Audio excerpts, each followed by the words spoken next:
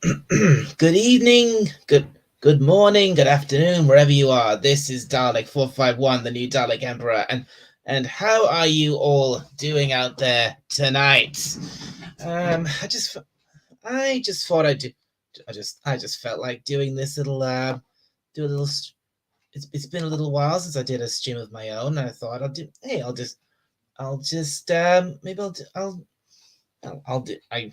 It's middle of the it's late night here. I'm not feeling particularly tired, so hey, I just thought I'll do a quick do a quick live stream, see who turns up, and if not, I'll do so this live stream how long this live stream goes depends on you.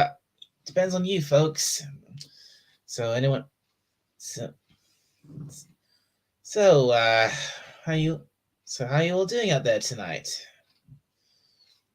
I've been I can wait. I've been feeling well. I can say I've been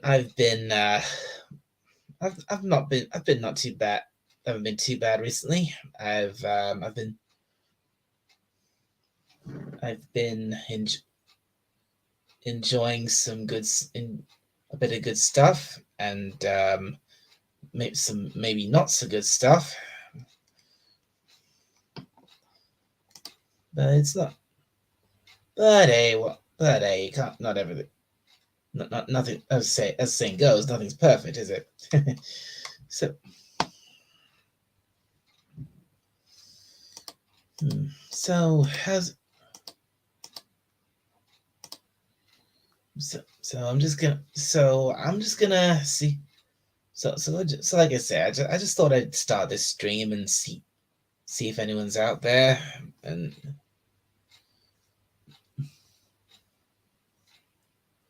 no, this is completely this stream is obviously completely unscheduled, and but then again, I don't necessarily have to stick to a schedule, do I? Well,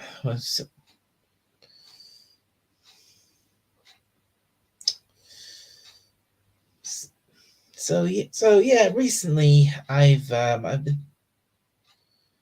and one of over the last weekend, I watched a pretty heavy hitting movie, which I'd never seen before. I watched anyone out there who watches on the redub will know this film. I watched Reservoir Dogs, and and wow, what one hell of a movie! Is not definitely not a family, not one for kids, not one for families. This is proper. That movie's proper messed up, and it's got quite a. I suppose it's like a bit of a. I suppose it's a very deep movie. Um, Even though the premise seems pretty straightforward. Um, I wish my good pal Captain Courtney Spock was here, so we could probably I mean if it, so we could I could discuss it with him properly. In fact, I wonder if the good captain is available right now. What about I mean, for all I know, now that I've actually started this stream, he might show up, which I hope he does.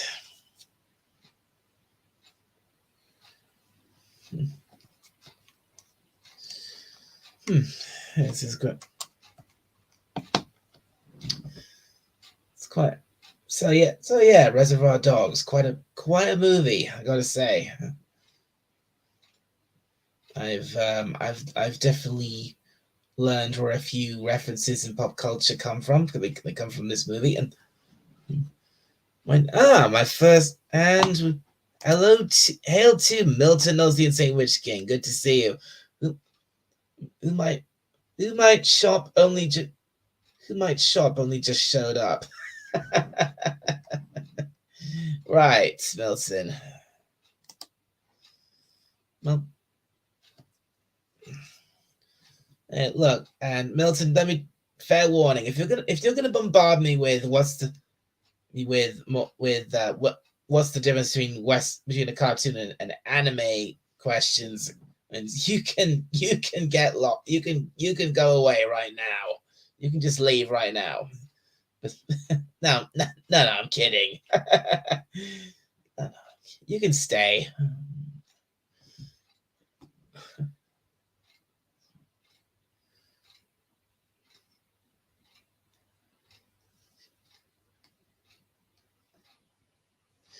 So how you do?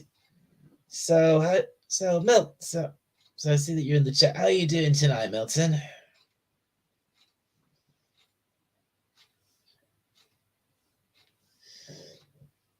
I wonder if no.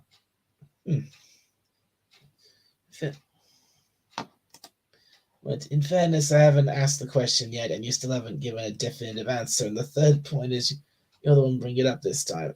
Fair enough, Milton. Fair enough. and I believe I have given a definitive answer. You just refuse to accept it.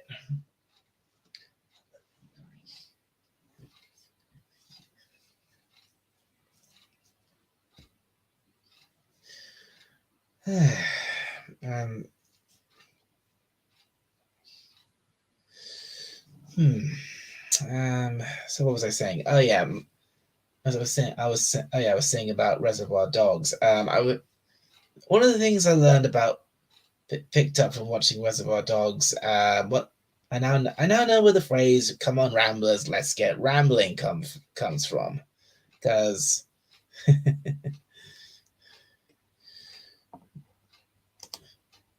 I just woke. Milton says, I just woke up to a beautiful day. Yes, it is 1 p.m., but I was sleepy. Ah, well, that's fair enough, Milton. I know exactly how that feels. Not much. A gorgeous day outside, and not wanting to go in, but too sleepy to go anywhere. And hail to Hakime. Good evening to you too, my friend. And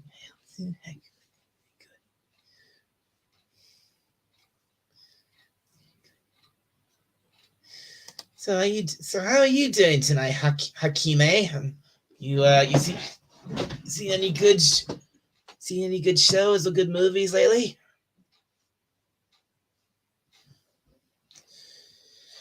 And here's the big man himself, Captain Courtney Spark. Great to see you. You were saying about the commode scene and whether it really happened or was it a dream sequence.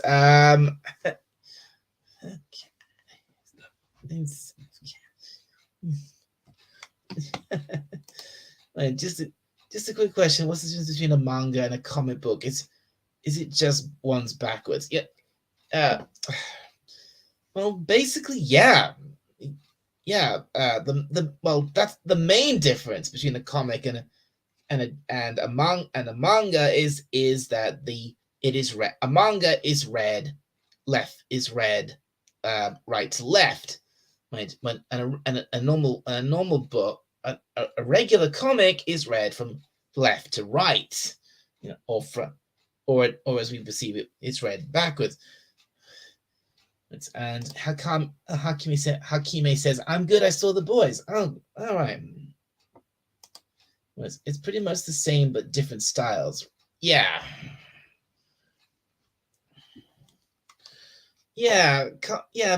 We really think about it. Manga and comic books, they're not really that different, because well, yes, they're read in a different. They're read backwards, and they're all, and manga is always drawn in back in. Oh my, BC Eagle Dad, my hello. I don't remember. This is fantastic. I don't remember seeing you on my channel. Welcome to my channel, BC. Good to see you. Hey, hey, BC. Hey, do you want to come up here and chat, BC? Because the StreamYard link is pinned at the top of the chat. If you want, to just follow that. If you want to come on up, I would be honored to have you up here, BC. Good to be. Yeah, great to see you.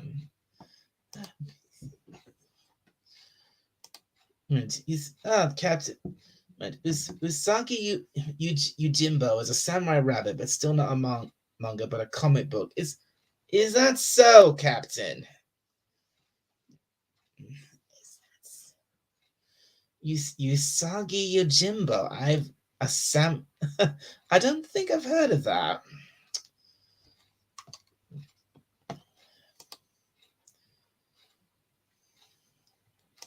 Wait, the first page of my first comic. Oh, hello. We got our first guest. Hello, my dear great Dalek Emperor. How you doing, my friend? I'm doing great. How are you? Oh, I just got home from a wake from a friend of mine. Oh no. He's 53. Wow. Talked to him the day he died. He went into the hospital. They hauled him off in the ambulance and took him to the hospital, put him in the ICU, talked to him the next day. That night he died. Oh man, BC, I'm so sorry to hear that. Yeah. He was a nice guy too, but his family, oddly enough, his family owns a very well-known funeral parlor. I don't know what they call those in the UK. Funeral homes. I think they're called funeral homes or funeral parlors. Yeah, I think it's anyway. Basically the same thing. The family owns one of those, so that's where they did the tomorrow's the funeral mass because he was Catholic. I am too, but it's like we're just gonna have to deal with it, and it's like I had another COVID scare, had to have a test. Oh no! It's like I'm a frontline worker in a library, and one of my patrons that I was assisting got the COVID, so I was quarantined, had to have the tests and all that BS. Oh my God! Yeah. So I've had a fun week. I can tell, baby. That's awful. But it's so good. I mean, the second I saw you were live, and I'm like, oh hell yeah! Well, I think. Well, I'm very honored to have you. I think this is the first time you've been on my channel. Yeah. Yes, I usually see you over at Doomcock's channel. Yeah. You see me. So, any news on Doctor Who? Is it turned to shit already, or is there hope for it yet? Sadly, I think it has turned to shit. Definitely, because I think it just because what Russell T Davies said immediately after. Well, first we got the whole thing with the new Doctor, who's black and gay. Ugh. And then he makes and then Russell during an interview at the BAFTAs, it goes on and on about so we got another woke doctor, huh? Yeah, sadly, yeah. I was watching Doctor Who. I mean, there used to be this channel in the Delaware Valley, which is the part of the United States that I'm from. It's basically metropolitan Philadelphia, Pennsylvania, southern New Jersey, and Newcastle County in the state of Delaware. And there's this channel in New Jersey called New Jersey Network.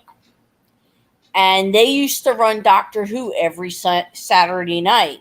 Really? And I got to, watch Doctor Who and fall in love with it then. And they took Doctor Who so seriously, they actually did a documentary on Doctor Who, and they went over, this was in the McCoy era, and they went over and actually got a chance to film a behind-the-scenes look at the filming of Doctor Who. Really? And it's like, I took this so seriously. This was in 1987, the McCoy era. Yeah. The late 80s. They had a special because the thing is, this is what's called public television over here. Yeah, I've heard of that. And basically, they don't do commercials, allegedly. And what they do is they do what they call pledge drives. And basically, they show really good programming and interrupt it frequently to beg for money. And they had Sylvester McCoy in the studio. And if you paid $100 on your credit card, you got 10 minutes with Sylvester McCoy. And guess who did that? You. I didn't. You actually got to speak to Sylvester. You paid $100 to speak to Sylvester McCoy on the phone. Mm-hmm. Yep. That's how much a Whovian I was. Wow. I've never actually met McCoy, but I do have his autograph, which a friend got for me. Yeah, I have his autograph too. I have Peter Davison's autograph too. Oh man, Peter Davison.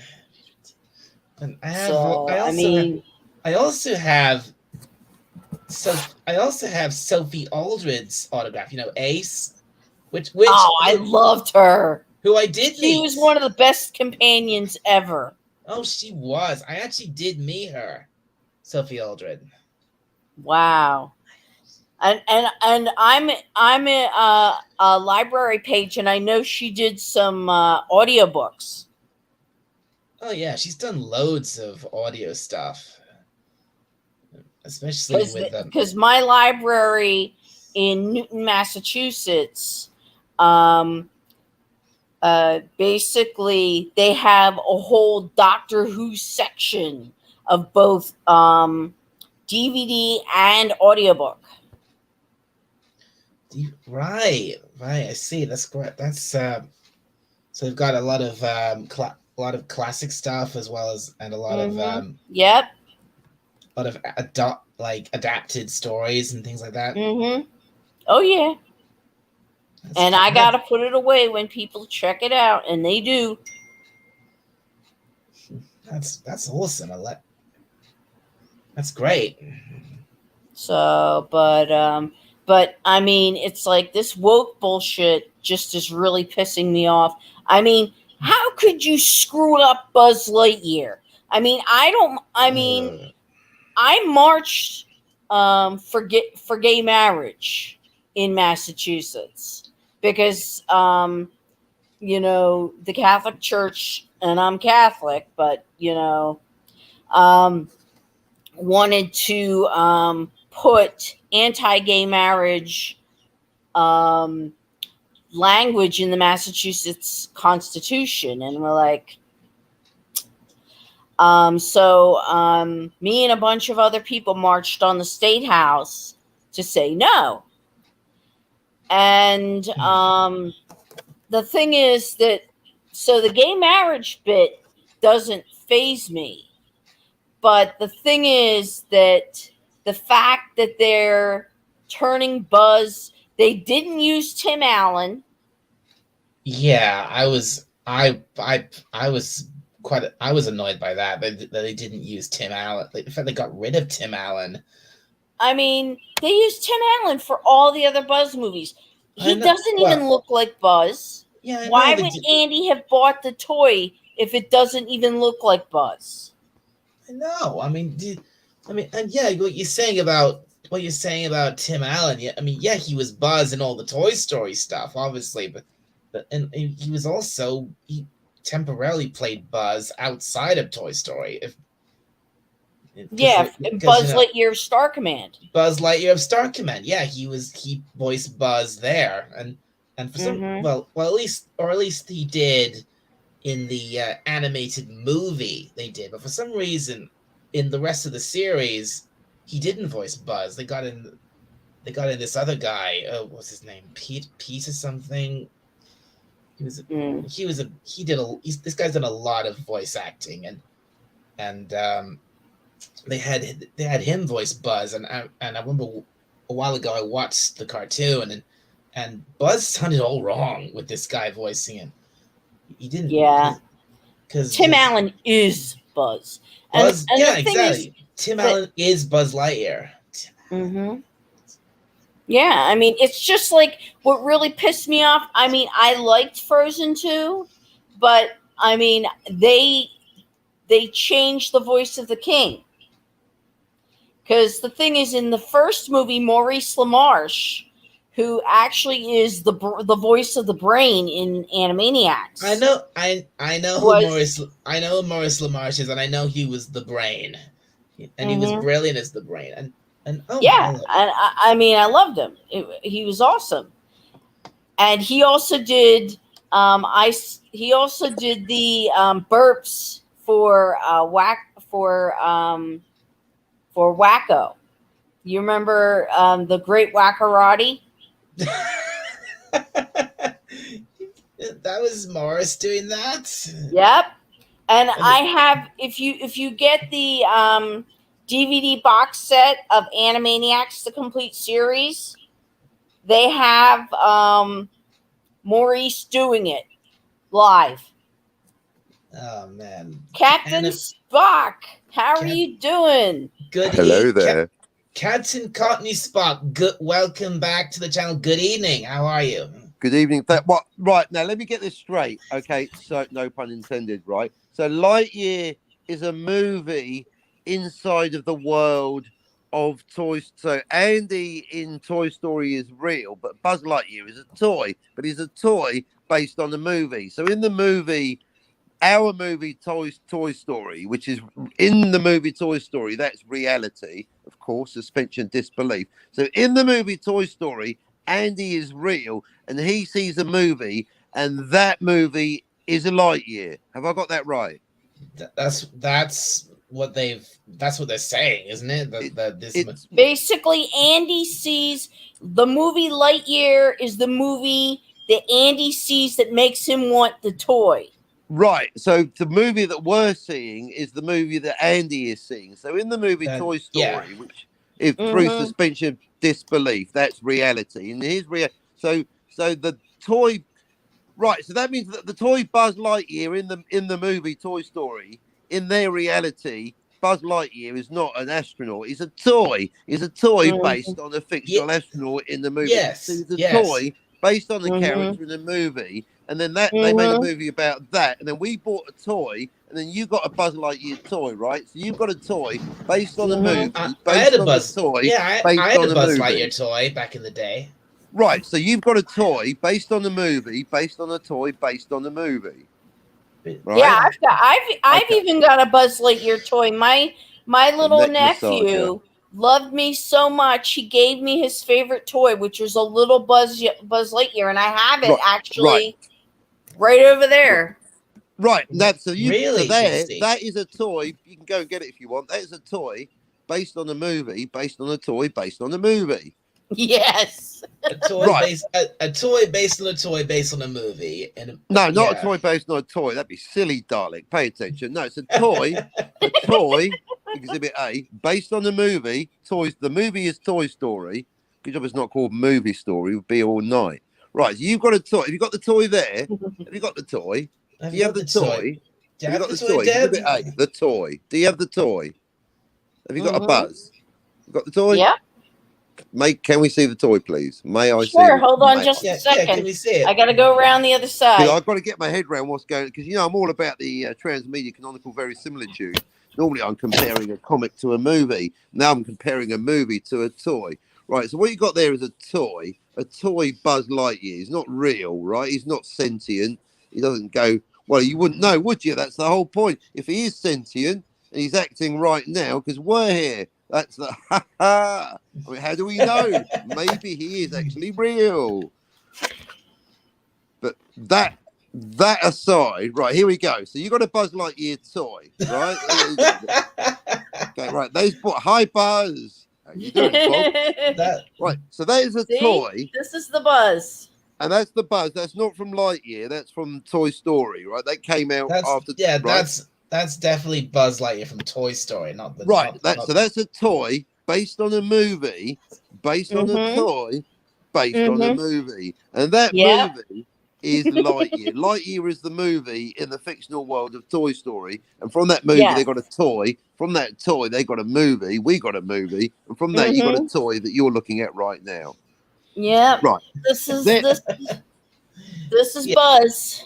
Therefore, shouldn't the toy look more like the movie? The character in Lightyear, that's what you're saying. He doesn't actually look like Buzz No. Lightyear. Buzz Lightyear, the toy, should look like the character Buzz Lightyear in the movie Lightyear, not the movie Toy Story, and not the toy of the movie, of course. That would be silly. the But movie- dear Captain, that would make sense, and we can't have that. Well, you know how I'm all about. Well, logic is my catchphrase. Eschew obfuscation is my watchword. You know what I mean? If there's any obfuscation, I'm going to eschew it. You know what I mean? I like to have things crystal clear. I mean, it's like with Pulp Fiction. Apparently, Kill Bill it's the same thing. Kill Bill is basically like Lightyear. Kill Bill is a movie they would watch in Reservoir Dogs. I don't know if there's a toy based up. So basically, Lightyear is the Kill Bill of Buzz Lightyear. I got to the bit when they were playing Stuck in the Middle with You during the assassination, and that's when I stopped watching that movie. I couldn't take Right. it anymore. It was just too Yeah, no, I gory for wouldn't. me. I'm gl- Yeah, no, you did I'm a good glad. thing. I'm glad you brought up Reservoir Dogs. 'cause Right, I was Dogs. ta- Nice 'cause I was- link. Because I was talking about it at the beginning. Not at a the family beginning. movie. No. No, not at all. Not really. One But for I kids. loved Kill Bill 1 and 2. I mean, Uma Thurman kicked ass in that movie. Yeah, you're right. I agree. His best movies. And- May I ask and- you a question about Reservoir Dogs, though? Specific question about Reservoir Dogs. Mm-hmm. Sure. You know the commode scene? I know. I've only seen the film, and I've only seen it recently. But I've only seen it once. So, what's the commode scene? The toilet. You know when Mr. Orange, Officer Orange, is in the toilet? The bathroom scene at the beginning. Yeah. When he's pretending, because there's layers of pretense there, because obviously it's Tim Roth, he's an actor, and that actor is playing a police officer. That police officer is pretending to be a criminal, and that criminal is acting out. So there's layers and layers, but somewhere along the line, Robert Meyer Burnett's gotten very confused. Well, then there's now a debate, you see. There's a debate, a binary question with 5 answers, but in broad, I won't even give you the 5 answers, but in broad basic terms, the commode scene, did it happen? Did it happen? Because I say it did, and Burnett says no, it's a dream sequence. And I'm like, no, he's acting it out. So there's a big debate going on.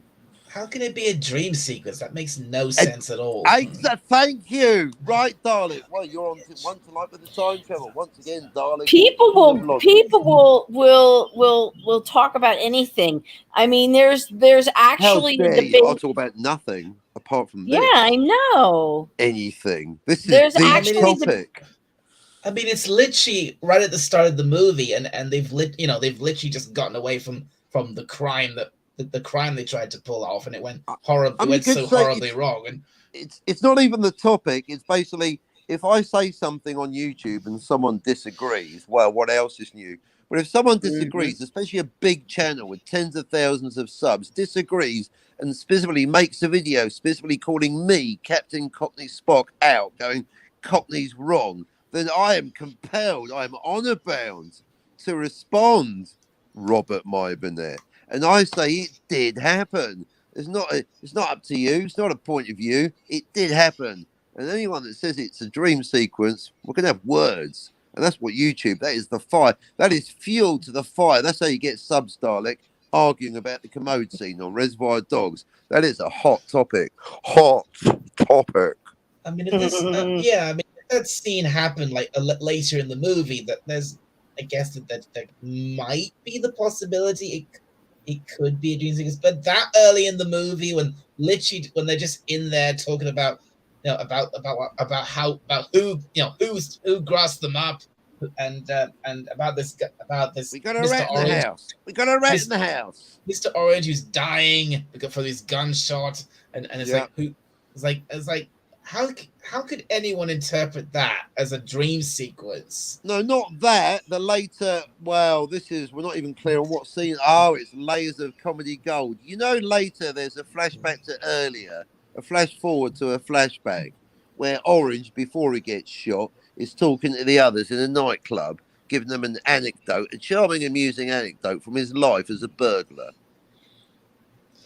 Or whatever, a criminal, basically. Because he's a police officer. That's the whole thing. He's a police officer undercover. Yeah. And that's where people get confused. Because I think Burnett thinks, I know he's a police officer. I know he's not actually smuggling the marijuana. He's a police officer. But he's acting out that story to give it very similitude. Therefore, he's acting it out. And therefore, when the camera pans away to Tim Roth in the toilet, with the 4 police officers and the Alsatian, remember that scene in the commode? Sorry, I got mixed up. That scene. My bad. Sorry. That scene. That's a flashback to him acting it out. It actually happened. He wasn't actually smuggling the marijuana because he was a police officer, but he was acting out the story to give it verisimilitude. That's what the big argument's about. But it's a big argument, and therefore it's. If you want subs, Dalek, you get on the end of that topic. That is YouTube gold. That's what he wanted. That's just not even necessary in my state. It's legal here. What, going to the toilet? No, marijuana is legal here in Massachusetts. Yeah, but it's not federally legal, but that's kind of getting off the point. I mean, as long as going to the toilet's legal, you're all right. Yeah, but menthol cigarettes aren't. But the point is, at this point in time, I think it was set in California, it was illegal. The point is that he was pretending to smuggle marijuana to have a charming anecdote, because to ingratiate himself amongst the other bank robbers as Mr. Orange, because of course he wasn't undercover police. Spoiler alert to anyone who hasn't seen it. He's a cop. I've seen the movie, my friend. So I see where you're going with this. So basically, you're saying people are debating was that scene a dream sequence, or was Mr. Orange's acting out? Right. Sorry, really that good. Right, and like with Blade Runner, we've actually found out it's meant to be a binary question, yes or no. There's actually 5 answers, and it's like, yes, it happened. That's A, yes, it happened. B, no, it didn't happen. It's a dream sequence. C, it did happen, but it's a dream sequence or a false memory of it happening. D, it's deliberately vague. You're not supposed to know, whatever. And E, it's accidentally vague. But in a way, E isn't the answer. It's rephrasing the question. Yeah, we know it's vague. That's why I want to know. So I'm saying it did happen, but it says it didn't happen. I'm waiting for someone to go for Team C. It did happen, but that's just a dream sequence, not the actual flashback. Or indeed, option D, you're not supposed to know, which I think is a fucking cop-out. Right, because so we've got... Right, so we had Mr. Orange, who's he's playing the part of a crook, but he's really a cop. Yeah, so we're all agreed on that. He is a cop. Yeah. I mean that's evident. He says it himself. That's what he really was. He was a cop all along. Okay, he's a cop. So obviously, when he's the whole point, but he's not just a cop. He's an undercover cop. He's a cop pretending to be a robber.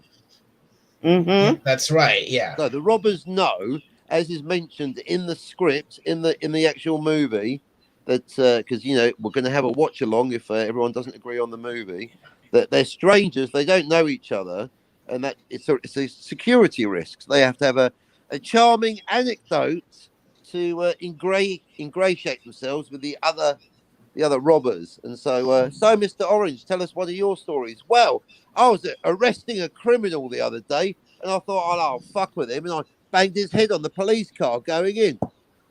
What? You're a police officer? Hang on a minute. We've got to it's not going to work, is it? If we have to make up a story from his burglar criminal life, which doesn't exist because he's a police officer, and then you see a flashback not only of the fake story, but of his sergeant telling him the importance of having a fake story, so he pretends successfully to be a robber and not the fucking undercover pig that he actually is, selling his fucking mates out. Yeah.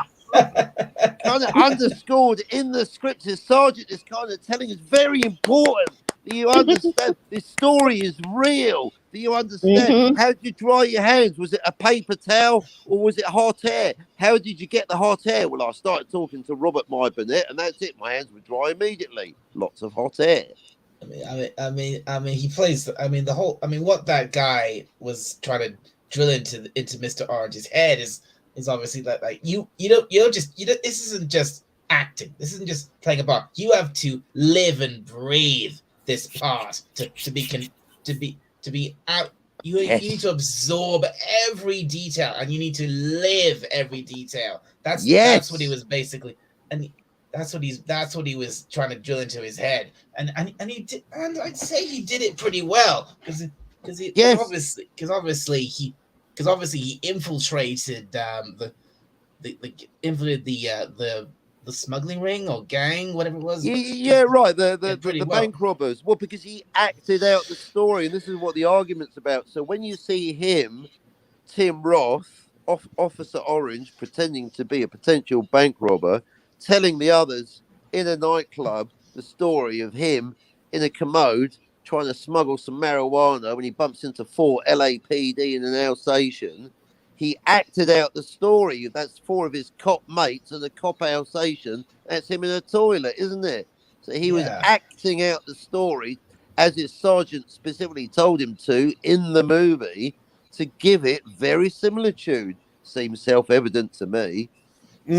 So basically, because of that, because he was acting out the story, the debate is, was that all in? Did that actually happen, or was it all in his head? Right. Yes. Exactly. Thank you. That's the debate. So, out of respect to Burnett, because until we resolve it, I can't just say I'm right. He reckons it's a dream sequence. He's lying about it. I mean, he is lying, but he acted it out. He's not actually smuggling. But the police officers are actually there. But they're his mates. He's a police officer too.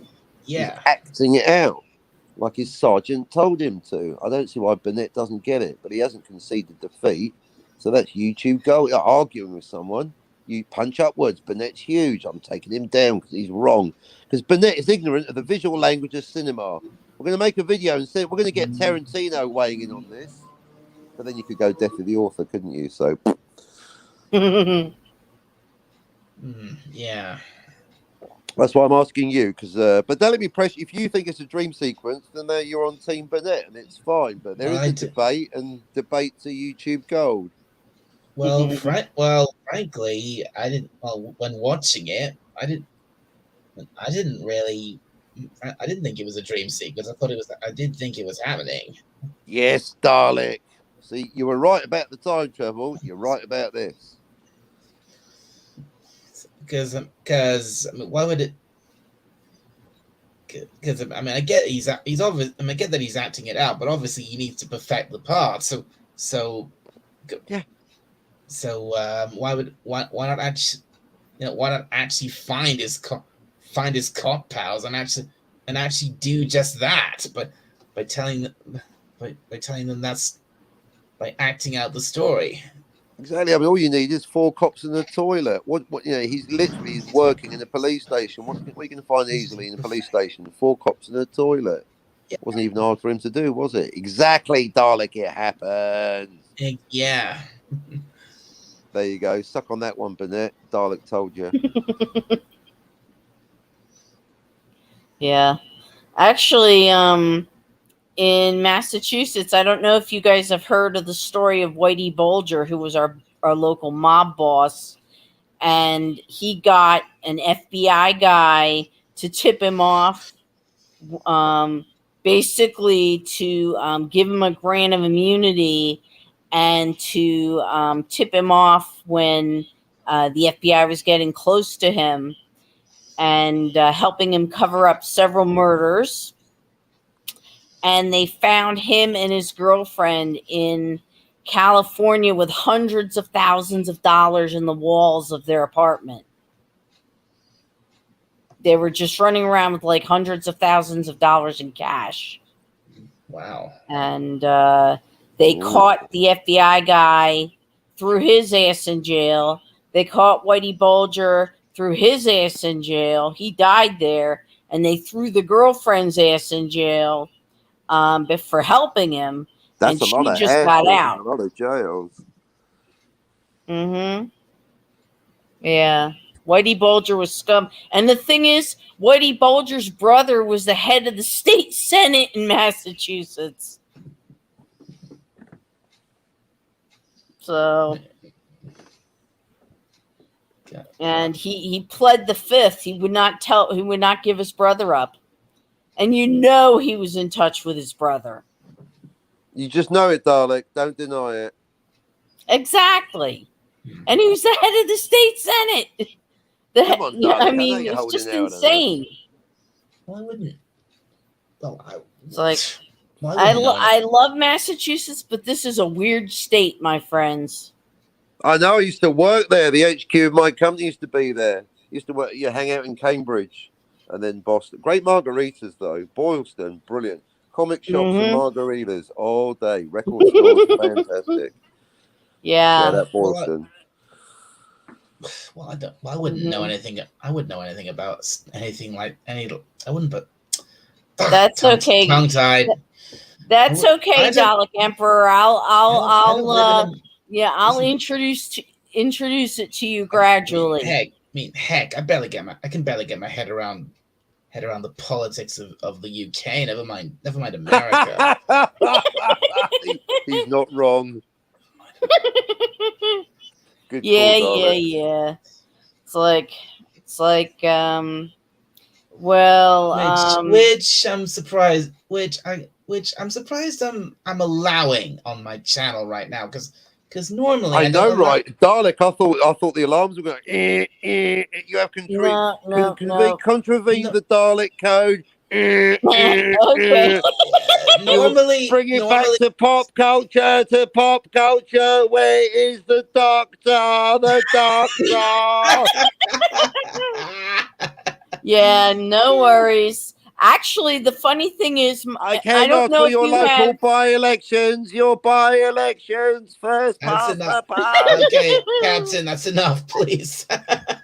I don't know if you have a cookie called the Fig Newton over there, but there's this famous cookie in the United States called the Fig Newton, and it was actually made in Newton, Massachusetts, and that's where I am, is in Newton.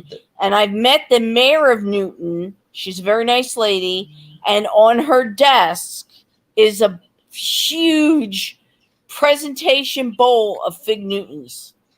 Nice. Wow. So these. Wow, the sequel. So you're in the town or county where these cookies come from. Well, they were originally made here. They're not made here anymore because Nabisco closed their factory, moved it first to Philadelphia, which is my hometown, as you know, Dalek Emperor. But hang on, then they moved to Philadelphia cheese ain't Mexico. from Philadelphia, so this is the plot thinner. Yes, I'm So originally from Philadelphia, Pennsylvania. then you'll know Right, that Philadelphia, as opposed to Philadelphia in Florida. So you'll know that Philadelphia cheese ain't from Philadelphia; it's from Washington. They called it Philadelphia because Philadelphia had a great reputation for milk. Yeah, Ben Franklin, looking at you. I'm a bit. Yeah, Philadelphia had I mean, there was you're gonna laugh at this, Captain Cockney Spock. There's No, a fine. convenience store chain / gas station called Wawa. And Wawa. Wawa is Wawa. Why is it called Wawa? I swear to God, it's called Wawa, and Wawa happens to be the Lenni Lenape, which is an Indian tribe named for a Canadian goose, and they have a dairy farm, and their milk is to die for. I mean, it's the best milk you'll ever have. It's so good. And Thanks. Too many Wow. Wawa. Wow. Thanks for that. Thanks for that little pivot. Yeah, wow to the Wawa. How do they deliver it? At the Wawa station? no, they still Wawa. use when they deliver it to the bottling plant, they use like a tanker truck, and they deliver it from the dairy to the bottling plant in a tanker truck, and then they put it in bottles, and then they just ship it out in regular trucks to all their stores. And they have stores in 1, 2, 3.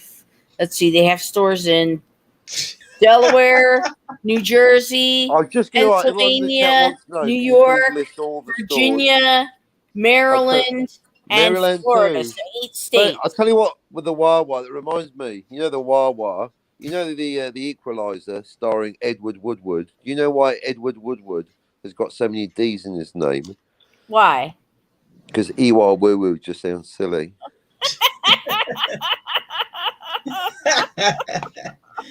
Hi, I'm Ewa Woo Woo. I think I like the Wawa. I think I need to catch up with the chat, just a tad. Hail to Disaster Area. Thank you. Disaster Area, hail. I didn't say hi to you earlier. Sorry.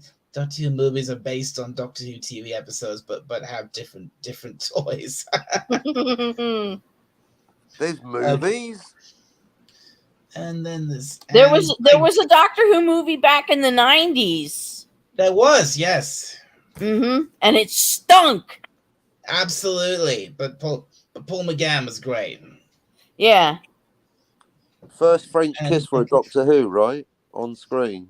Yeah, that was the first full tongue action for the Doctor. Let's not deny it. First full-on kiss between the Doctor and a human woman, and a human in the show. Yeah, and which he was getting some Wawa that night. But yeah, I mean, hello to my good friend Moises and Moises. They got me in the Wawas. Got me right in the Wawas. Coming up, Moises. I mean, it's not my channel, but coming up, Moises. If you can handle it. Yeah. This is the book about Wawa. No way. There's a book about it. They should do a Disney Mandalorian version. The Lenni Lenape goose is part of the logo. Because this is their business book. There's a Wawa business. Yeah. So, but yeah, they have a business book on Wawa.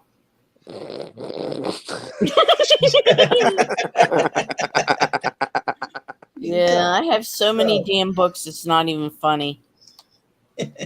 So, hey, Moises, you can feel free to come up and join us if you can. Come on in, Moises. The water's warm. Coming up and even though I have my air conditioner on. I'll be if he does join us. Hope he doesn't have like too many connection problems because he's Moises and his random noises. Okay.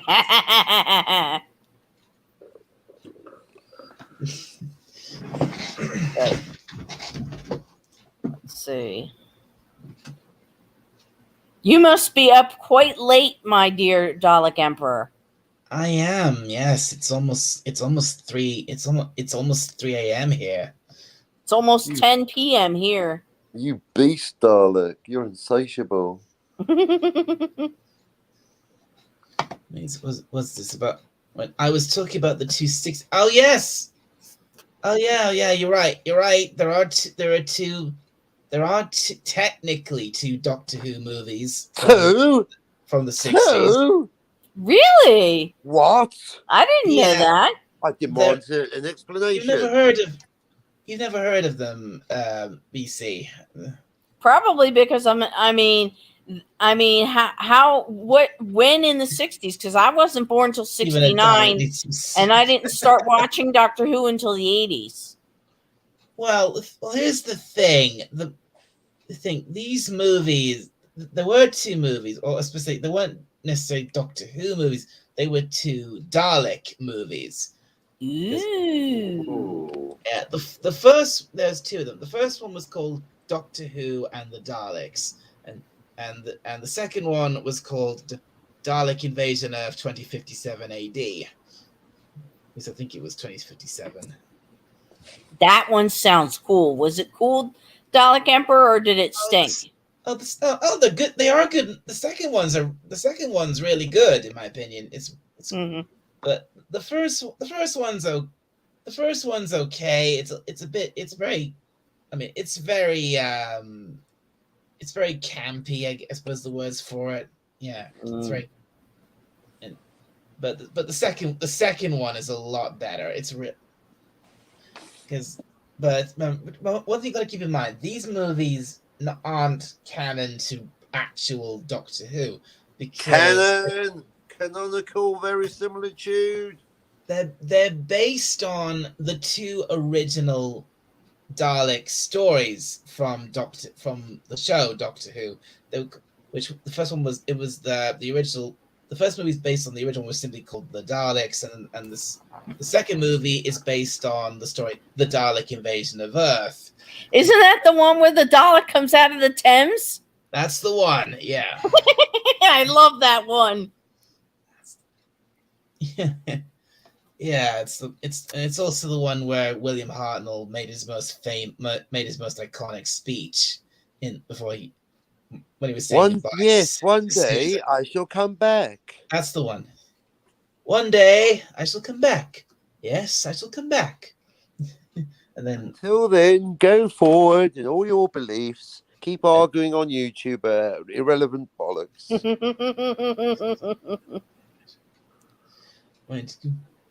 Yeah, that was a good one. I rather like that one. Until then, there must be no regrets, no tears, no regrets, no anxieties. Please. Just go forward in all your beliefs and prove to me that I am not mistaken in mine. Goodbye, Susan. Goodbye, my dear. Mm-mm. Oh, you give me tingles, Dalek. That's brilliant. That's awesome. That is such an iconic. That is such an iconic scene. It really is. It is great. And the thing is that scene's not in the movie that's based on. That it's based on. Well, no, the movie. Sorry, the movie. That's not in the movie that's based on that story. Because one thing that major difference between those movies and the show, the Doctor in them is not a Time Lord. He's human, and he's literally called Doctor Who.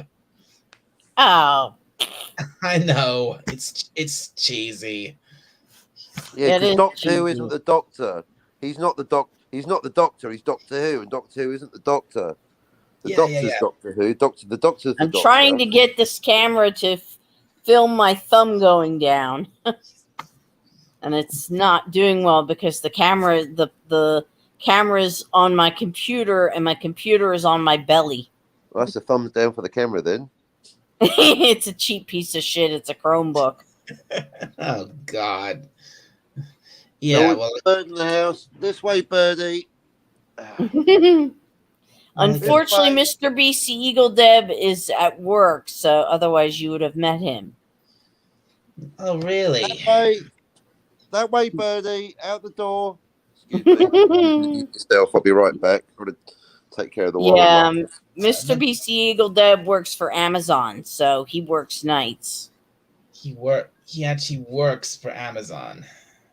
Yeah, well, we needed the money. I work for the local library. What does he do? Deliveries? No, he works in a warehouse. Ah, right.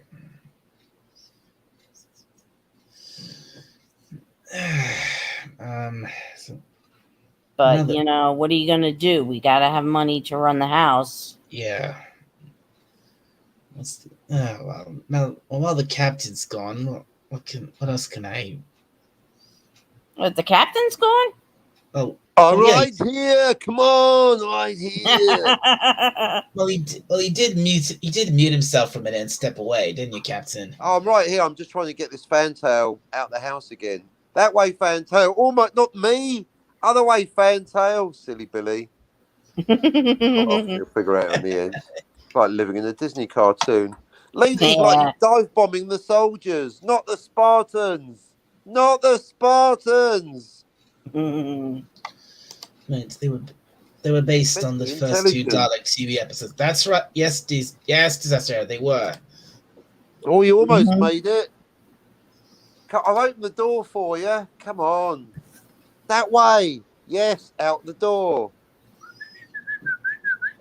Yes, yeah, Moises. We've all heard about the plot of Lightyear. Where's me coming up, Moises? It's like, I mean, and I mean, I get Disney Plus for free with my cable, and my neighbor is a huge Disney fan, and he actually wants to see Lightyear, so I let him watch my Disney Plus and watch the documentary.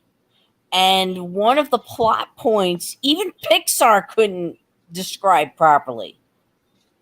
So I'm like, how the hell do you expect kids to understand this when you can't?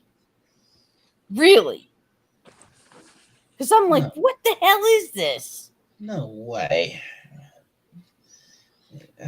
I mean, jeez. They had to get a scientist astronaut on the International Space Station to attempt to describe this crap. You're kidding me? May the Lord strike me dead if I lie. That is, oh my God! I didn't think it was. I knew it was bad, but oh my God, that is beyond. It's in the documentary that's playing on Disney Plus right now. Well, I'm not gonna. Well, don't watch that shit. I have Disney Plus, but I'm not gonna bother watching that. I can't say as I blame you, my friend. If I didn't get Disney Plus, I mean, the thing is that I get Disney Plus and Peacock with my package, but I pay for HBO Plus, Discovery Plus, and I actually pay for Hulu and ESPN Plus. God damn, that's a lot. Well, the thing is, Mr. BC Eagle Deb is a big Yankees fan. I don't know if you've ever heard of the New York Yankees. They're a baseball team. And Mr. BC Eagle Deb is from the state of Connecticut, which I'm not sure how you're, geography, United States geography, but it's very close to New York State. I roughly area, darling. You got your New I roughly know where all the states are, but I don't. Okay, I don't really know the. I don't really know the internal. Take the Van Wyck. You go towards Vermont. You hit a left. Yeah, well, he's from geography of the states, but I pretty much know where each state is. Yeah, well, Connecticut is very close to New York, and basically, as far as baseball goes, basically Southern Connecticut are Yankees fans, Northern Connecticut are Boston Red Sox fans. Me, I'm a Philadelphia Phillies fan, or as we call them, the Fightin' Phils. Well, I wouldn't know any. Well, I literally wouldn't know a thing about that because I do not follow sport at all. I hate sport. Oh, you don't like football? No, not in the least. Not like his brother does. Ball, footy. No, you want Dalek 452. My brother, on the other hand, he's obsessed with football, and I'm with sport, especially football, and I mean British football, Yeah, not proper what you, football. Well, we have not soccer. what you call football. Well, we have what we call soccer out here, and I've Yeah, been we in call the it football stadium. out here. Our local team are called the New England Revolution because Yeah, I'm in the part of the United States which is called New England. New England Right. Revolution. You just can't let it go, can you? Well, I'm Okay, not- already. We get it. We're not going to get the tea back from the harbour. Okay. Yes, actually, I've seen some of the tea because what happened was some schmuck decided to try to smuggle tea from the Boston Tea Party. You know, he Mr. took the Orange. tea, but he didn't throw it in the harbor, and they caught him, and they confiscated the tea, and you can actually see it in a museum. They actually have this brick of tea in a museum in Boston. You can see tea from the Boston Tea Party. Actual tea from the Boston Tea Party is in a museum. Mm-hmm. Yeah. Good grief! Who'd want to go see Big green that? Charlie Brown. Yeah. So, and do you know what the oldest house in Boston is? Paul Revere's house. And Paul Revere was the one who, one if by land, two if by sea. Boston is actually mostly landfill. And you can actually walk across the street where the British set foot onto boats to take them to Lexington and Concord to confiscate powder and weapons that the colonial people were stockpiling. And Paul Revere rode around the long way to warn people that the British were coming, that they were coming, and that's his house. And you know, it's a gorgeous house, and it's right in the middle of Boston's North End, which is basically Little Italy, and their food is real good there. Little Italy, eh? Mm-hmm. Do they do good? I guess do they do good pizzas? Good pizza, good cannoli. I mean, you name it, they do it good. Great. And Great. I love Italian food. Oh my God, it's so good. My mother loves something called, I don't know if you've ever had it, it's called ossobuco, which is a veal dish. And every year she comes up from Philadelphia, she has to go to this restaurant in the North End and have her ossobuco. I've never heard of that. Hang on a sec, Deb. Hey, Moises. Hey, Moises. Moises. Glad you could join us. Thanks. Hey, Moises, where are you from? Well, the Fool's Gold State. Which one is that? It's from California. Oh. Yeah, well, they found... It used to be called... I'm sorry.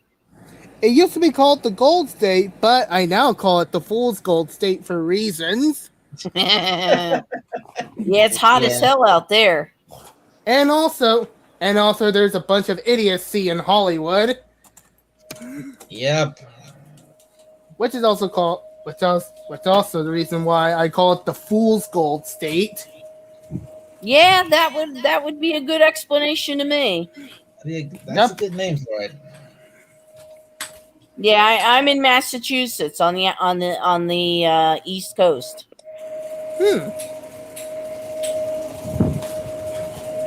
So, but That's quite a contrast. You're on the east. He's on the west.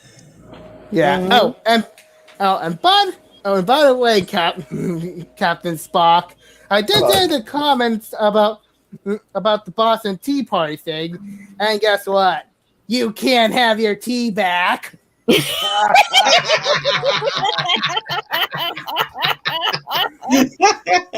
Actually, unusually enough, that particular museum is the only public building. It's the old State House, and it's the only public building that has the symbols and the coat of arms of the British monarchy on it.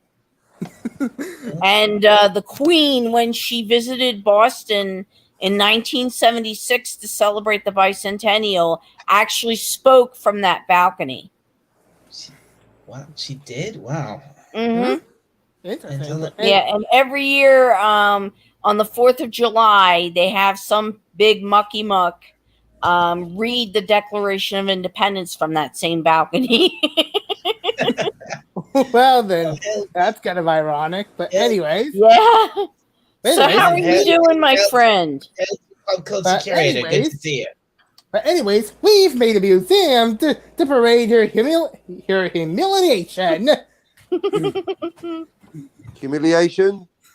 Yep. Is that the word? Humiliation. Which is also your tea. No humility. No humility here. We're British. I'm the only one who's. And that goes for you, Dal. Technically, I think I'm the only one here who is British. How dare you? Technically, Captain, I don't think technically you're not British. A little bit racist. Then what are you?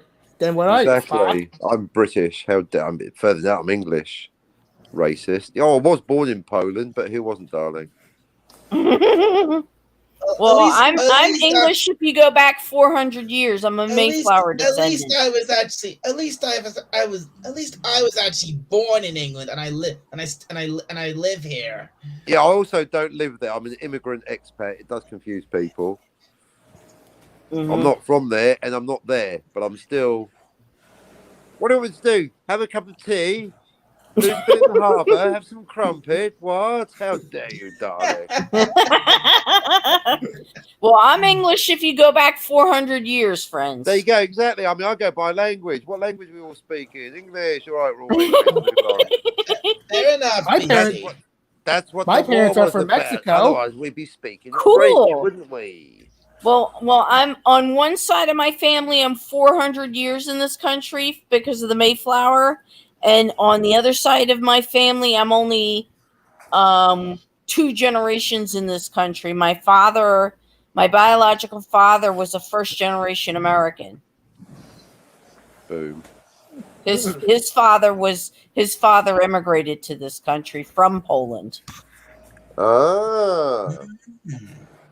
Plot Venom. You see, BC.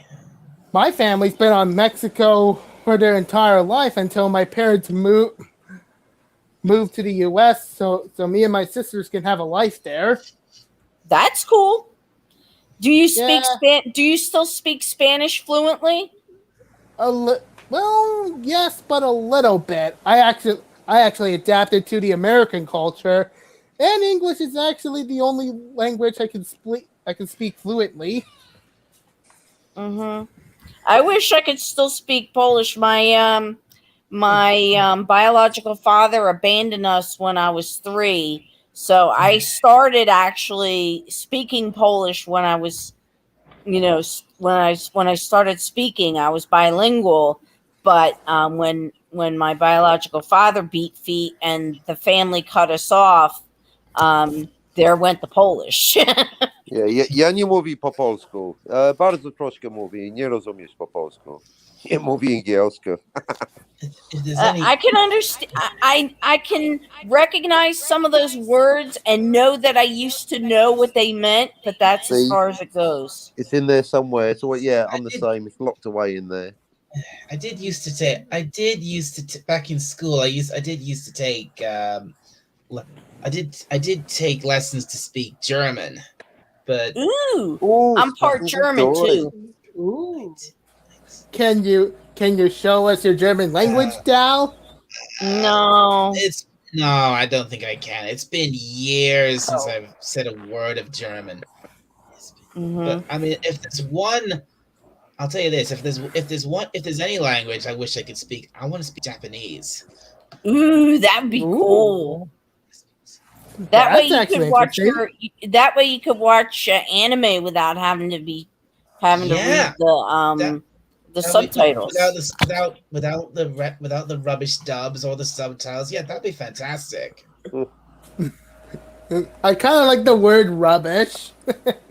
Yeah, that's a very British word, isn't it? Rubbish. Yeah. Well, that's rubbish. Exactly.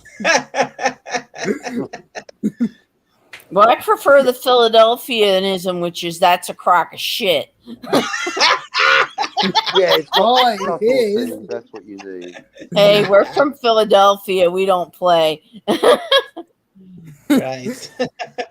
You should have seen the video of when the Eagles, or as we pronounce it, Eagles, finally Eagles. won. The Eagles finally won the Super Bowl. Oh my Lord! People went nuts. They actually, and I'm kidding you not, the Philadelphia police actually used vegetable shortening, which is a brand name called Crisco here, and they shortened the light poles, and it didn't work. People still shinnied up there. Wait. They put this a salad dressing on these on foot Yeah. on these poles for playing football and stop people climbing up them, and it didn't work. Didn't work. They've been using salad. Yep. Well, you know what Crisco is, Moises. It comes in solid bricks, Dalek. Oh, right. I didn't know that. Yep. It's used to make pie crusts. It's most often used making pie crusts. Hang on. And I don't know because my grandma used it. Uncle Shakir says no. Crisco is closer to lard. Probably. Oh, and by the way, about my talks about the Lightyear movie. However, I am not gonna let my fictional daughter watch it. No matter how she likes sci-fi, no matter how she begs me to watch it, I would say That's no. because you have taste, Moises. Don't silly poor innocent little Muffley's mind with that crap. I say I'm not going to let her watch that. Don't even watch it yourself. It's a. I mean, did you see Doomcock's rant and review of it? Oh my God! Of Lightyear, yes. Yeah. And also, I I actually saw what the plot looks like from a YouTuber called Possum Reviews, and it was that bad. Mm-hmm. Okay, And to say this, why is there actually a MacGuffin crystal that is used to travel on light speed? Yep. And also, not to mention the concept where Buzz Lightyear or Chris Evans had to travel all over the sun, and then suddenly time skips by. Mm-hmm. Well, my neighbor loves. I mean, I'm like, how? You know, it might be. They had to Time send. profits. Sorry about that. I want to hear Time Prophet's I was just explanation telling on you that. Yeah, they actually, to explain the plot, which Pixar couldn't, they actually had to have an astronaut scientist who was on the ISS to explain the plot of this piece of crap. Yeah. Yeah, that's yeah. how bad it is. They can't explain what they did. I want to hear Time Prophet's explanation than this. The Time Prophet. I wish Time Prophet was here was here. I know. Oh, where's Time Prophet when you last seen arguing with Doomcock and Twitter whether Deckard's a replicant? I can't believe that guy. The balls of this guy. He actually had the nerve to do that. The nerve to argue directly. He went up to Doomcock on Twitter and said Deckard's a human. What the balls of this guy? Someone give him a sandwich or something. A sandwich? Wonder what kind of sandwich is it? Humility sandwich, I guess. he was backtracking in about 2 paragraphs. Sorry, Doomcock, I like your singing. Then again, Time Prophet is a professional troll. He is, that's the thing. I'm sure he does this just to get a rise out of the YouTubers. I bet he was loving it. Hey, Jill! Jill! Hey, Jill. So he's back. Hello, Jill. How's it going? So good to see you, Jill.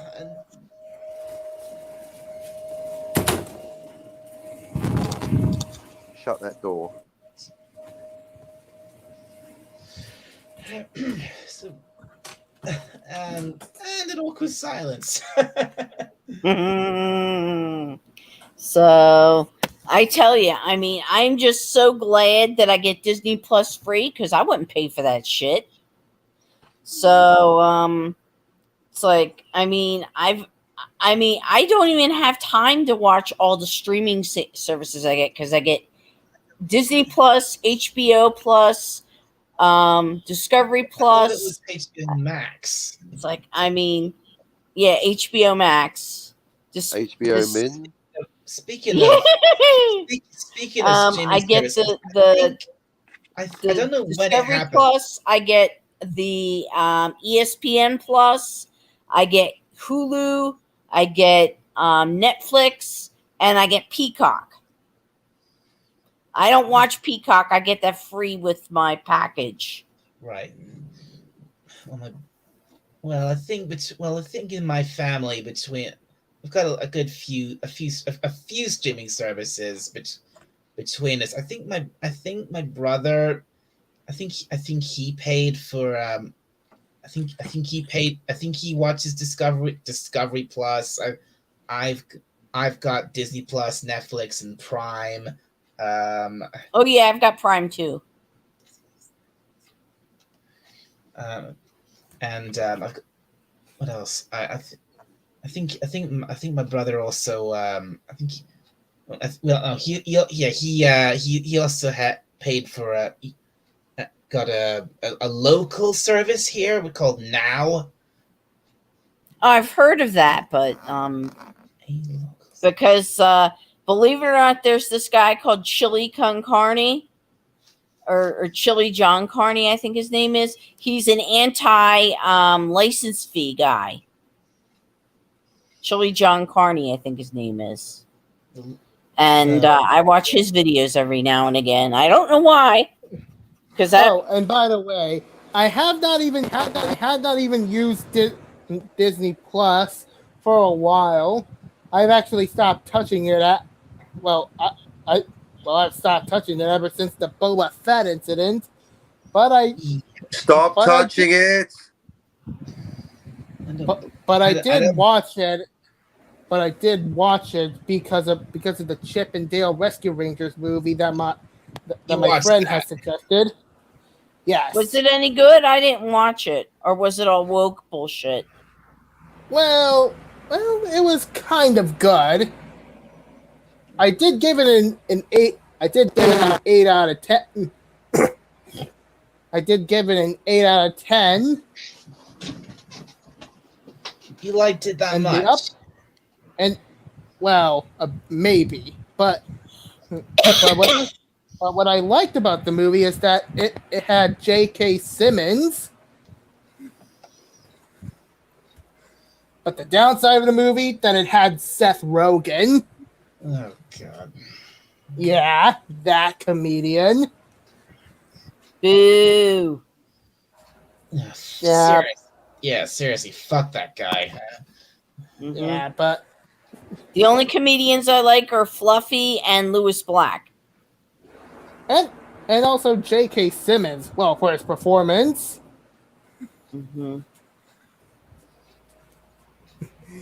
Eh, Oh, Dalek, this guy called Fluffy is Gabriel Iglesias. He's like got 400 pounds and he says, I'm not fat, I'm fluffy.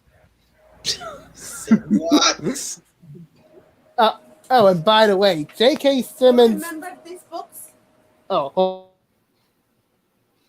Oh, he's I guess he's gone off got distracted. Mhm. Yeah. so my mother came by and showed me the old lunchbox I got from Hot Topic years ago. Oh. It's actually a bit dusty, but when I open it, I did see the only stuff I have. I have a ring, some kind of gold bond body powder. Hey, you still with us, Captain? Still with you. Just checking. Oh, it's nice that you care. Well, of course we care, Captain. Of course I do. Got a bit of old stuff in there, like some MLP playing cards I got back in Hot Topic. Oh, really? I remember that store. Yeah, I actually like the store because of the things I have. Well, until I actually stopped coming because of the recent lunacy that just happened. Mm-hmm. Mm-hmm. Yeah. Yep. Well, The disease which shall not be named. and to say at least, I think I actually got a card of a Fleur somewhere. Can't. I'll tell you this much. At the moment, I can't go anywhere because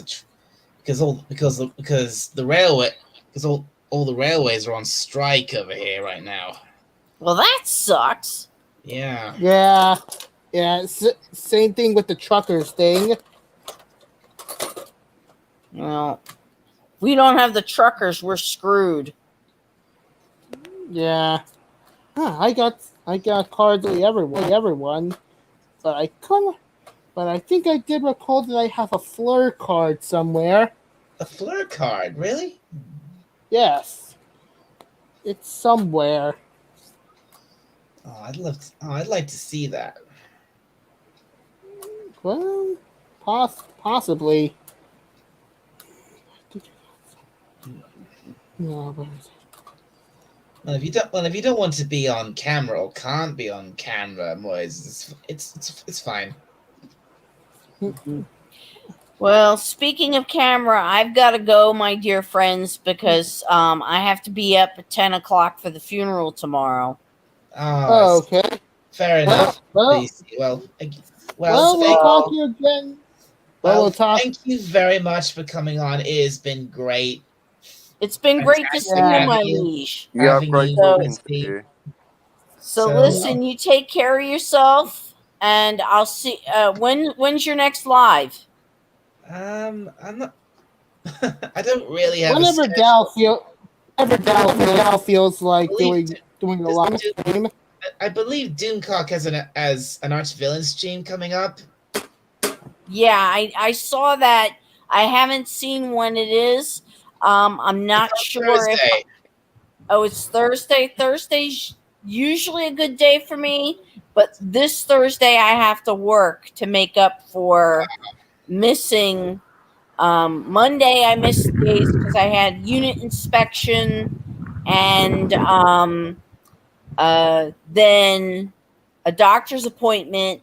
Then today I had a doctor's appointment and the wake, and now tomorrow I have the funeral, and then I'll be going to work. Mr. BC Eagle Deb will be dropping me off. You've got a busy week. You're telling me, my friend.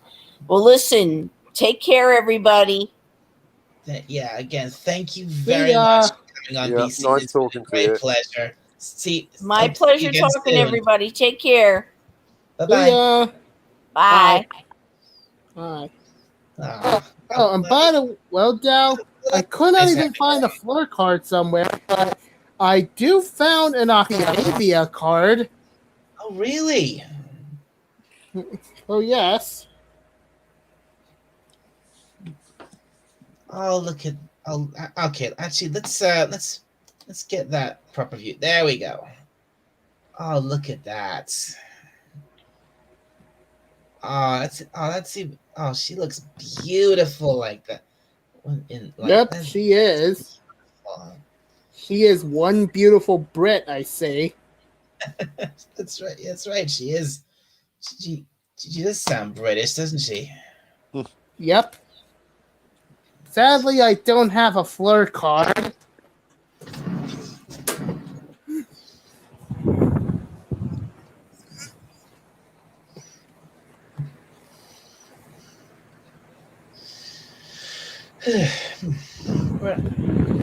All right. So. Oh, and by the way, if you're wondering about the fan noise that's happening in the background,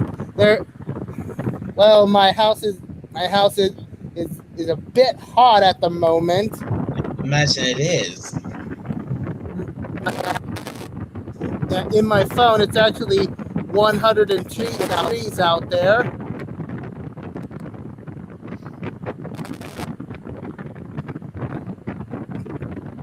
So yeah, you can still hear me, right? I can. That fan's very loud, Moises. I can just about hit. Oh, that's better. Yeah. That's better. Let's see if I can find card on the internet.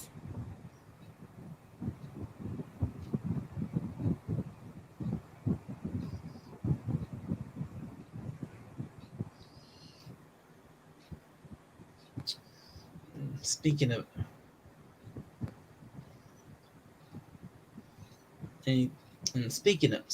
internet, how's yours holding up, Captain? You got having any connection problems at all? Mine's all right, especially considering it's raining. Oh, it's raining where you are. But no, connection's fine as far as I can make out. That's good. Yeah. Because I think really you tend to have the connection problem when you're doing your own streams. Yeah, it seems to be easier when I'm a guest. Yeah.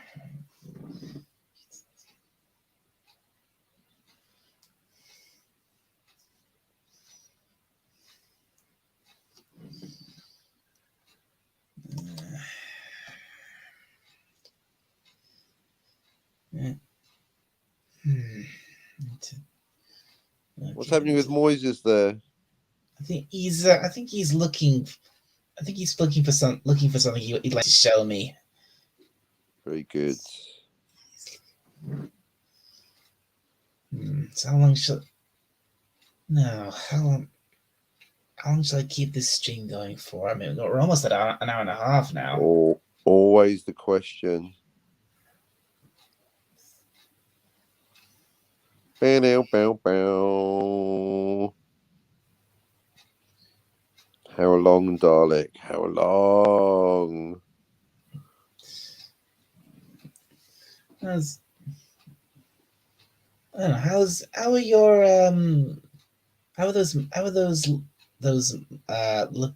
are those layouts of yours coming along? Layouts, comic book, wargaming. The time travel poster, maybe. Okay. How's the time travel poster? Yeah, sure. Let's go with that. Yeah, I think it's unfortunately expanding itself into a book, which means it's more work now. Can't be helped. No, not really, because not whenever we keep coming up with things to add to it. Yeah, I mean, part of it is like it's as maybe there's something. Yeah, it's as brief as it can be. Maybe there'll be optional bits, something like that. Yeah.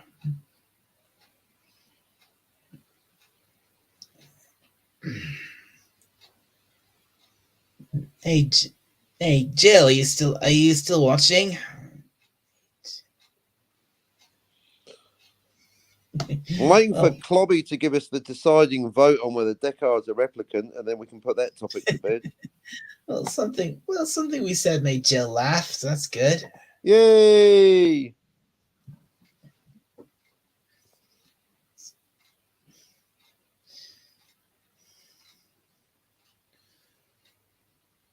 And she was streaming herself earlier today, doing reviewing the latest episode of the Orville. Yes, I would have called it live, but I was actually sleeping. Yeah, a bit early my time. I sometimes catch it if I've got insomnia. Well, I've already given my thoughts on the episode a couple of times, but I gotta say that this episode was a real letdown for me.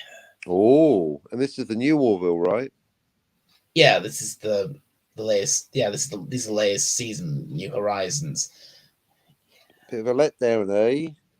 Yeah, it was just. Yeah, this was. I didn't enjoy the last episode all very much. I mean, I'm seriously hoping that the next one will be a big improvement. Down. You'd hope so.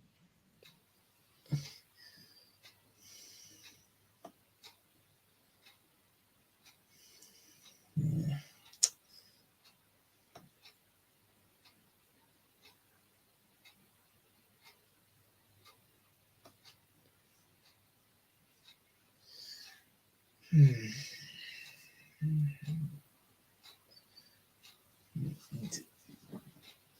Need to think of something good. Well, I couldn't find it. You. No luck, Moises.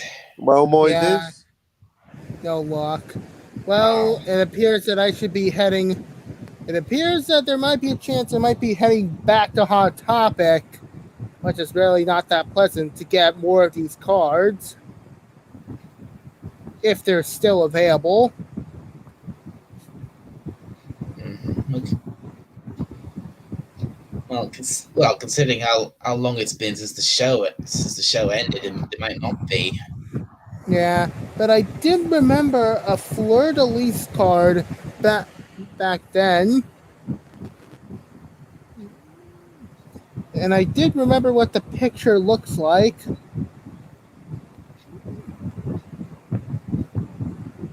Let's see if I can find the posing.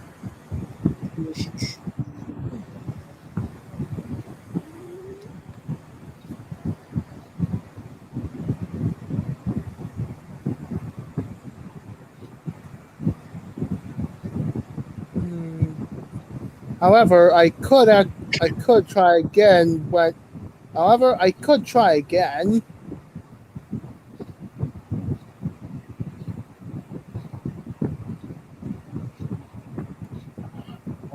Well, I could try again by searching over in Dirt Report you if there are picture evidence of it.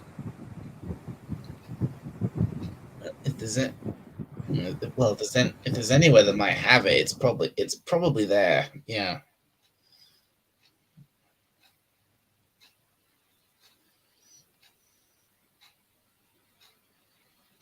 Yeah.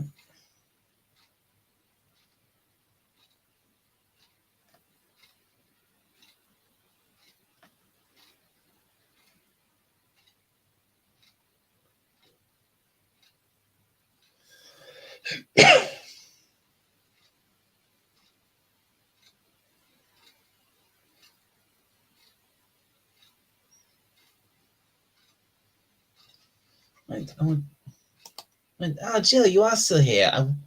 I want to buy a book of posters. It's, it's,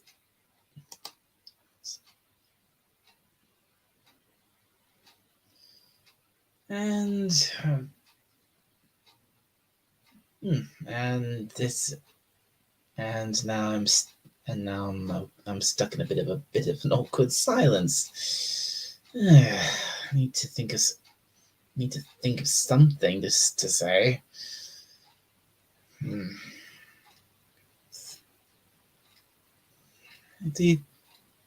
It's easy to a bit easy to think of things to talk about at the start of a live stream, but as it goes on, your mind starts to go a bit blank. I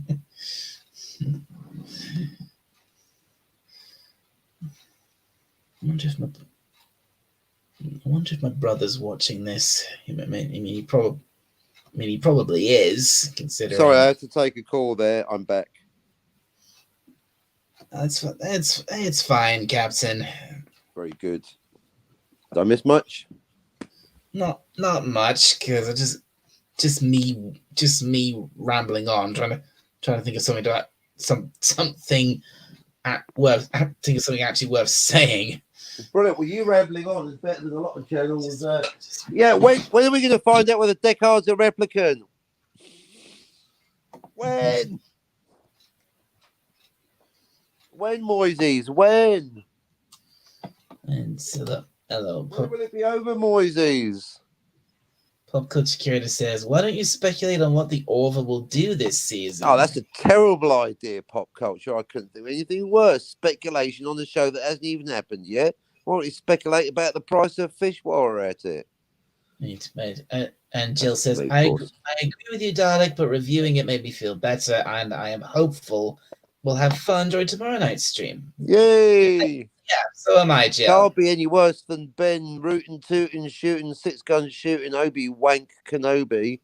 Which I refuse. The fastest hide gun in the West. I love blasters. I hate energy swords. Which I refuse to watch. Thank you very much. Indeed.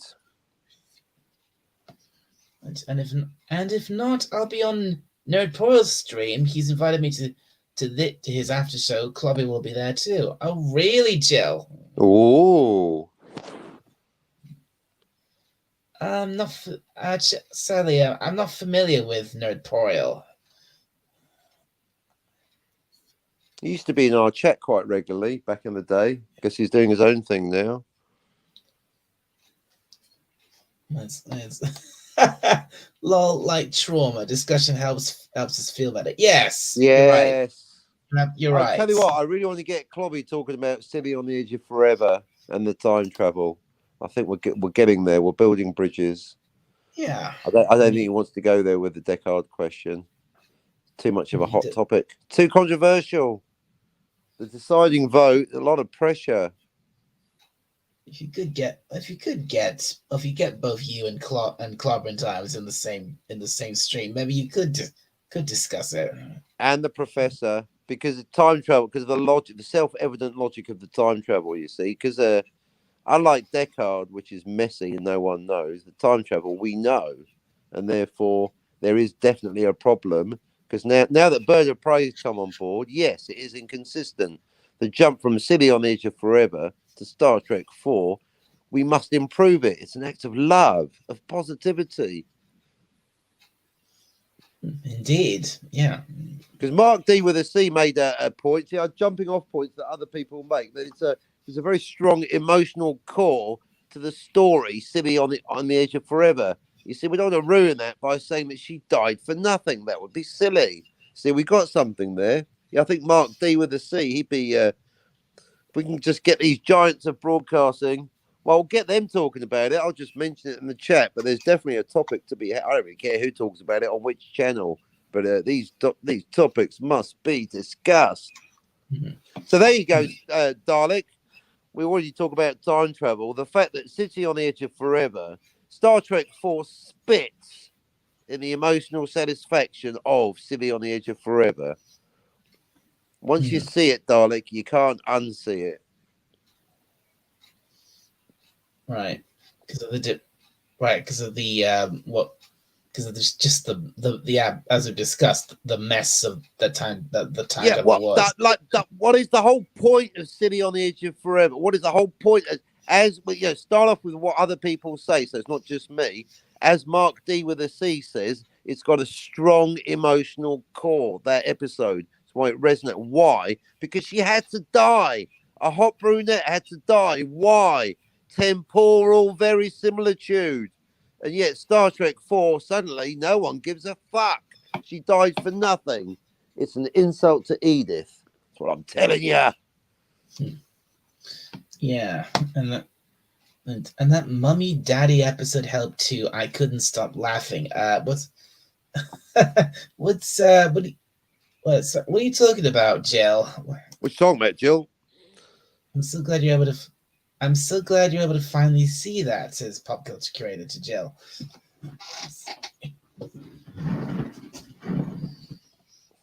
Yvette, I think Yvette would like that episode as well. It was an amazing stories episode. Amazing stories? I've never heard of that. Amazing stories. They're stories and they're amazing.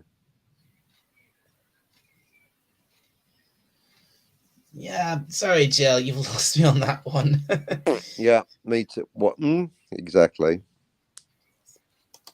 And pop culture curator says, yes, we needed a little laughter today. It helped. So Dal, I have posted the card on your Discord. Oh, thanks, Moises. Oh, look at that. Excuse me. Well, guess Spock had to ruin the moment. Guess Spock had to ruin the moment.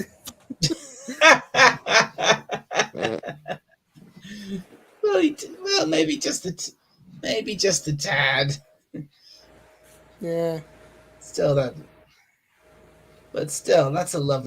is a lovely pic of Fleur.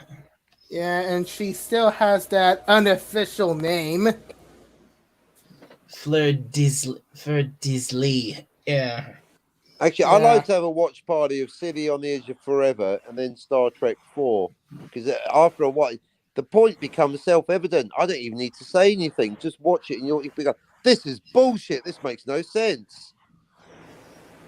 And this is before there was a Deep Space Nine or a TNG or a Voyager. It was before all that. It was nice and simple. All they had to do was watch the original series. Yeah. That was long before. That film was long before all of that. That's exactly. So in fact, it was so easy. All they had to do was watch the 7 time travel episodes of the original series to not fuck up the time travel in Star Trek 4, which is objectively fucked up. Objectively, I say. It's not an opinion, it's a fact. Yeah, and I agree with you. I'll be right back.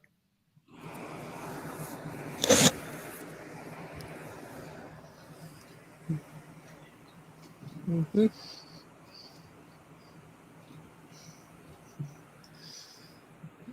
So Dal, so what do you think of that of that Fleur card I've sent you? It's definitely interesting. It's come to the watch parties. Okay, I will if I can. Pop culture. But anyways, continue. I've still got to watch Galaxy Quest to confirm, because I haven't seen it, but I can confirm there is no time travel in Galaxy Quest. In a movie like that, I doubt there would be time travel. Well, no, a lot of people think that there is time travel. They rewind the universe, but that's not the same thing. Wait. Rewind the universe. They rewind the universe. If there's a better way of phrasing it, I'd like to hear it, but I'm just here to say that's not time travel. That's not what I'd call time travel. No. I just got HBO from my sister. Really? Well, yes. What do you get on HBO? 2 words. Good movies. Okay. Who Yeah. doesn't like good movies? That's why I get Blu-rays. Yeah. To say at least, I actually noticed that Terminator 2 is available on HBO Max. Terminator 2. Wow. Hasta la vista. Judgment Day. It's not a tumor. Now that is a can of worms in itself. The time travel in Terminator. Terminator 1, the first one's good. Same thing, trans-sequel, temporal verisimilitude. Unlike Scooby-Doo, they can't get their shit straight and they keep changing the rules. Pick a lane, folks. Just pick a lane and stick to it. To say at least, I actually like Terminator 2. It's actually one of the good Terminator movies out there. It's the best one. Yep. I mean, And Terminator 1, like 12 Monkeys, is perfectly executed closed loop. Very self-logical. Yeah, it is. Yeah. I mean, we can. I think we can agree. I think we can definitely agree. The only Terminator movies that needed to exist were the first and the second one. No. Yeah. And also the the third one from Universal Studios. The third one. The third Yep. one. Yep. In case you don't know, back then Universal Studios created an unofficial third sequel of the Terminator called Terminator 3D. Oh, I've heard of that. Yeah. I did watch the video about the show, and to say this could have been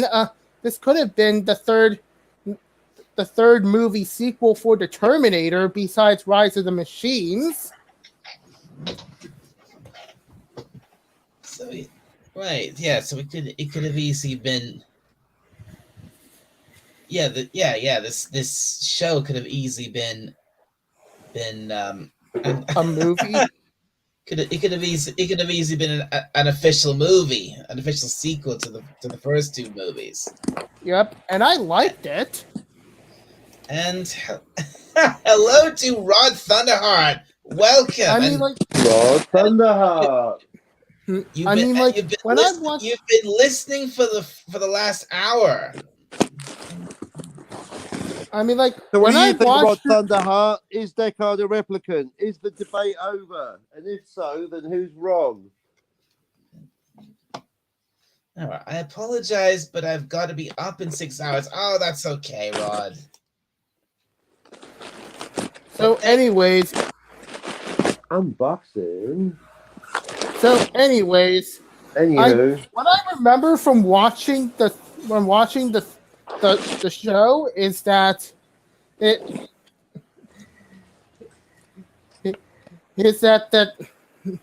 show just take a good glimpse on what the future would look like.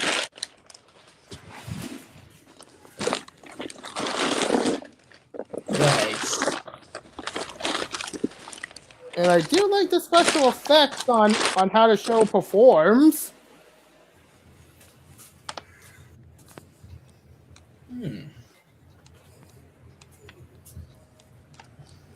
Well, right. Well, glad. My mom's glad Canadian.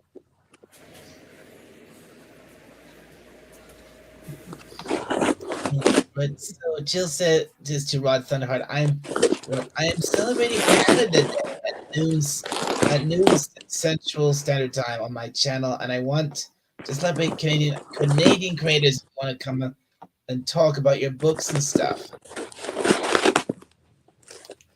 But one of us says, yes!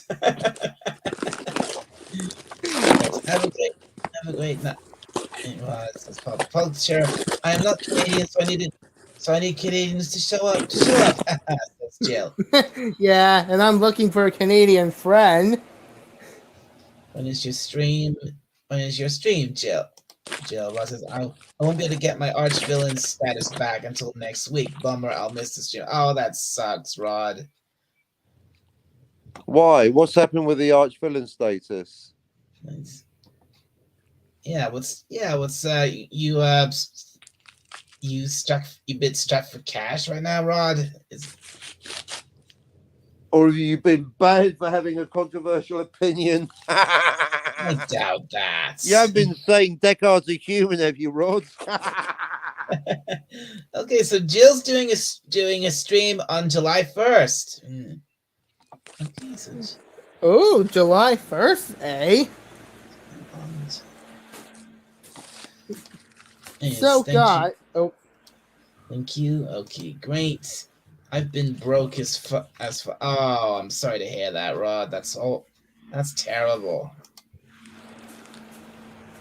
so I know that you two guys are British, but so what are the American movies that are appropriate for the 4th of July? Well, it shouldn't. That's a really interesting question, Moises, because don't you think? See, in this case, we're not even talking about fiction.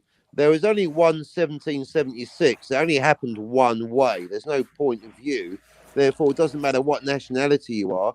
We should be able to watch the same movies. But that's the point. If you look at something like Mel Gibson's The Patriot, it's just a bunch of nonsense. That's the whole thing. And in this case, I think the Patriot's good. yeah, well, I didn't say whether it's good or bad. I said it's a bunch of nonsense. I'm talking about historical verisimilitude. So to your point, basically, any historical film, you should be able to watch a nice World War II movie with your German friends because it should be an accurate depiction, shouldn't it? Like Captain America, the First Avenger. Yeah, right, exactly. So, so I think yes, I recommend that we all sit down and don't watch The Patriot by Mel Gibson. That was the first. You know, Captain America: The First Avenger was actually the first movie that I saw, which actually got me into the first got me into the MCU because I remember seeing that, and then at the end, at least, obviously, it led directly into the first Avengers. The Avengers, yeah, or as it was called over here, Avengers Assemble. Yeah, to say at least, the first MCU movie I've watched is Iron Man. Oh, Iron Man! The first Iron Man is great. Yeah, nice. I liked it. And, may I read a chat? I missed the includes, context. It must have been an accident. Rod Thunderheart. And that includes Thor. Thunderheart, Freudian slip. Rod Thunderheart says, "You're absolutely right, Captain Cockney Spock." Can we print that out and frame it, please? Must have been a slip of the tongue. Sorry. Normal service will be resumed as soon as possible.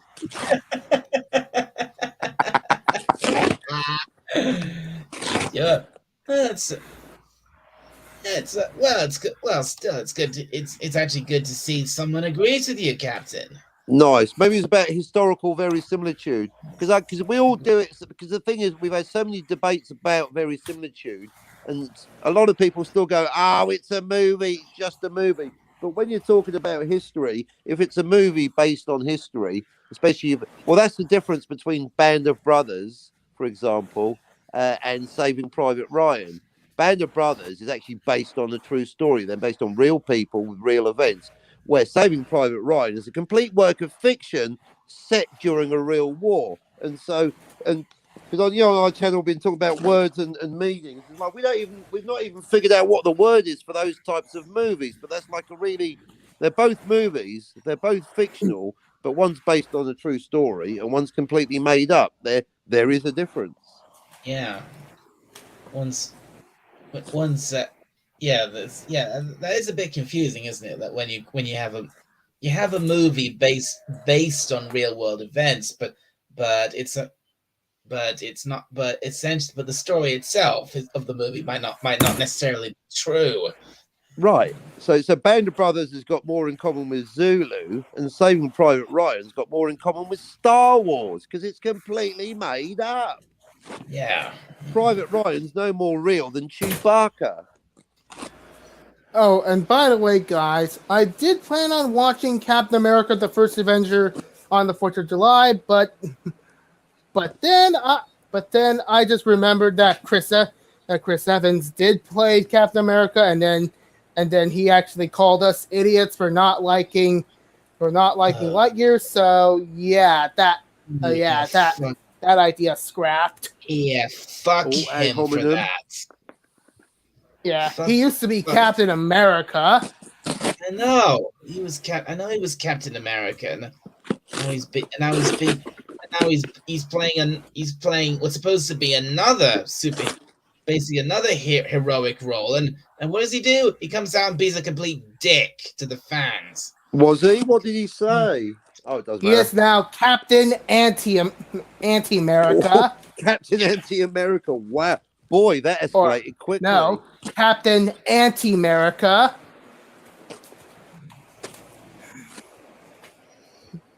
Yep, he is now Captain Anti-America. Rod said, "Look, now he's Captain Douchebag," says Rod Thunderheart. Wow, that really did escalate quickly. Woo! Captain Douchebag. Captain Douchebag. I love it. Yeah, Wow. let's go with that. He is no longer Captain America. He is now Captain Douchebag. They're going to have to redo the logo. Instead of a white star, it's a white paper bag. Yes. This D don't stand for Denmark. Yeah. Captain Yeah. Douchebag. A white paper bag with eye holes.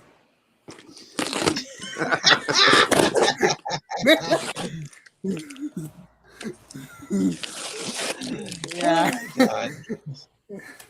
Yeah. You see, did you see what Ron Perlman Unboxing. said? Yes. Well, yes, he actually said something bad, but he is still the narrator of the Fallout universe. I had no idea who Ron Perlman is. Well, He played. Well, Ron Perlman played Hellboy. I had to think about it for a second, I believe.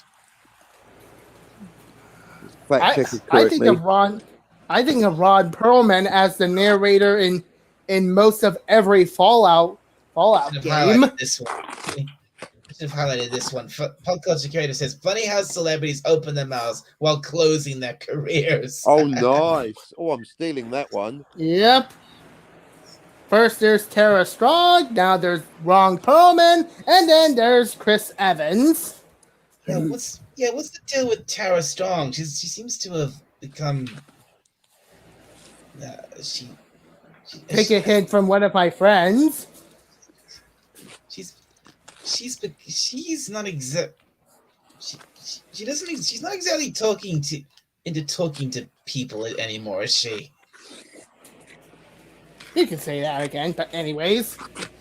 Which is she's become a full-on Hollywood bitch, hasn't she?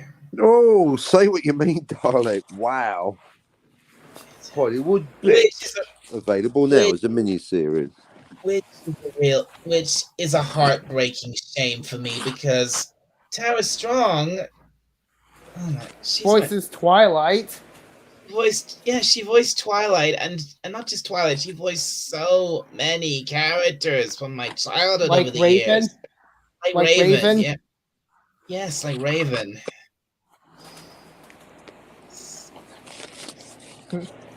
And also Arizona from Them Fighting Herds. She voiced Timmy Turner from Fairly Odd Parents. Yeah, that.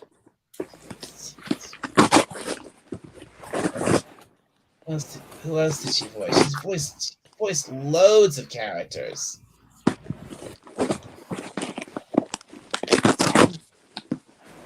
Oh yeah, she voiced Harley Quinn. In which Batman series?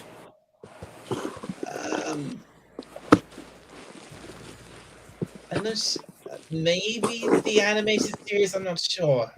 I know she's voiced her in. I know she's voiced her in at least an animated movie, and maybe a couple of Batman video games.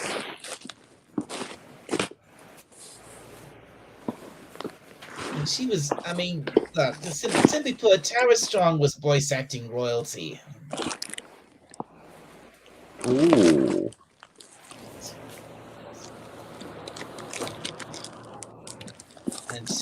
And of course she used to be for us Moises, she used to be Queen of the Bronies, but that's obviously way behind her now. Yep, because she actually said something about vaccines. Oh crap. Yeah.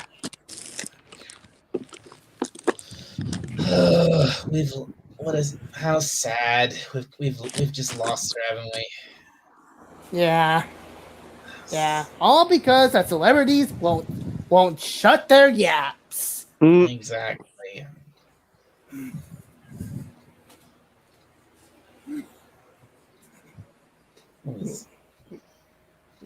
Yep. There's something here from. Let's see a few more chats here. Yes, the first Hellboy. Funny how Whoopi Goldberg can't go any lower. Yeah, exactly. Yeah, her. She is mostly hated. I cannot believe. I mean, Whoopi Goldberg. She's a legend. She is, but now she's just so repulsive. See, she should be at our super trans-dimensional bar. Guinan should be there. And then, of course, camera pulls back. There's George McFly. There's Marty. Think, Guinan. Think. Think before you speak. An interdimensional bar with Guinan behind the bar. Yeah, that'd be perfect. Think, Guinan. Think. The fans don't want to hear your opinions. Yeah, we do not want to hear anyone's personal opinions. We just want to be entertained. Yeah, because that's your job, Hollywood. That's your job. Yep. Yep. And also not to mention that Tom Cruise did really well. Top Gun Maverick. Besides some of the controversies with the Scientology thing, but at least he did perform well on Maverick. Ron's on his way. And he thanked the fans he thanked the fans and the audiences from the theaters and Twitter. Yeah. And wonderful interacting here. Had more to say about the Grand Tour. Can't wait for the new episode. What? There's a new episode of the Grand Tour. Gran Turismo. I gotta look that up. The Grand. But gotta go. Night, guys. All right. Good night, Rod. Bill Cosby voiced Fat Albert. Yeah. Hey. He did.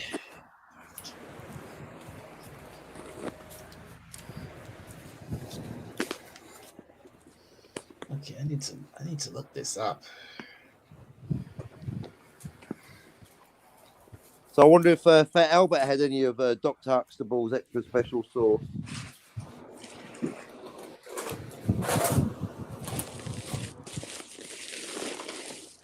Yeah.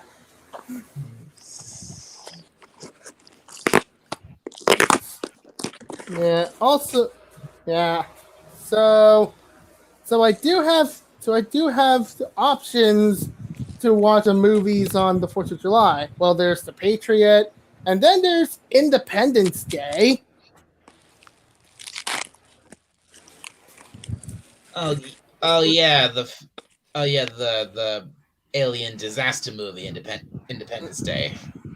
Yep. Why Americans fought the British while they fought aliens instead. Yeah, the whole Americans fought the British thing, that's such a bullshit narrative. I mean, really, like, you were British, that's why we're all speaking the same language. The whole war, the whole taxation was to stop you speaking French. Yeah, That's the thing, there's a civil war. Now People you don't have- get that. So I'd Well, like to see I'd like to see a 1776 movie that's actually based on truth, not fucking bullshit and propaganda. That's what I'd like to see. There's actually a civil war. Well, the thing Now is, you have Americans fighting aliens. well, the thing is, Rather than themselves, since there were no Americans, that's the point. We were one people. That's why we speak the same language. Or do you No, think we they don't. somehow No, we developed don't. independently? It was We a civil don't. war, bro. no, we don't. We don't speak the same language. Oh, Americans for speak. goodness sake, darling. Obviously, it's diversified. You're like the time prophet. So, all right, fine. I'm not even going to have this discussion. It's going to be like that. You know, Of course, it's you know, the same Spock- language. It's even called English. What do they speak in America? It's even called English, darling. Yes, bonnet is different from the sidewalk. It's clearly the same language. That's Spock, the clue. It was a civil war, not a revolution. We were the It's same not a people. civil war. Oh, here we go. It's Yes, not it civil- was. Yes, it was. No, Learn it your isn't. history. Yes, it was. No, No, it it isn't. isn't. Isn't an argument. it. What's your name? The real Burnett? civ- Here the we real go. civil war that Americans had were both nations that argue about slavery. And to say at least, we Unionists won the war because we do not like slavery. Even I actually don't like the term slavery.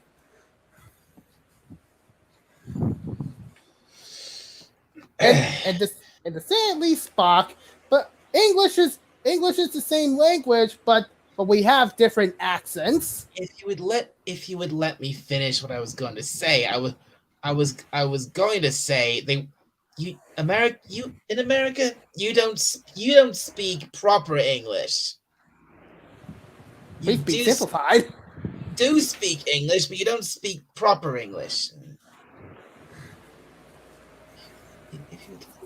Well, we do. Both of us do speak English, but we both spoke in different accents.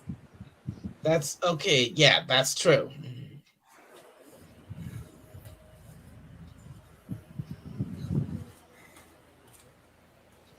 But however, in America, we did speak a various amount of accents all around.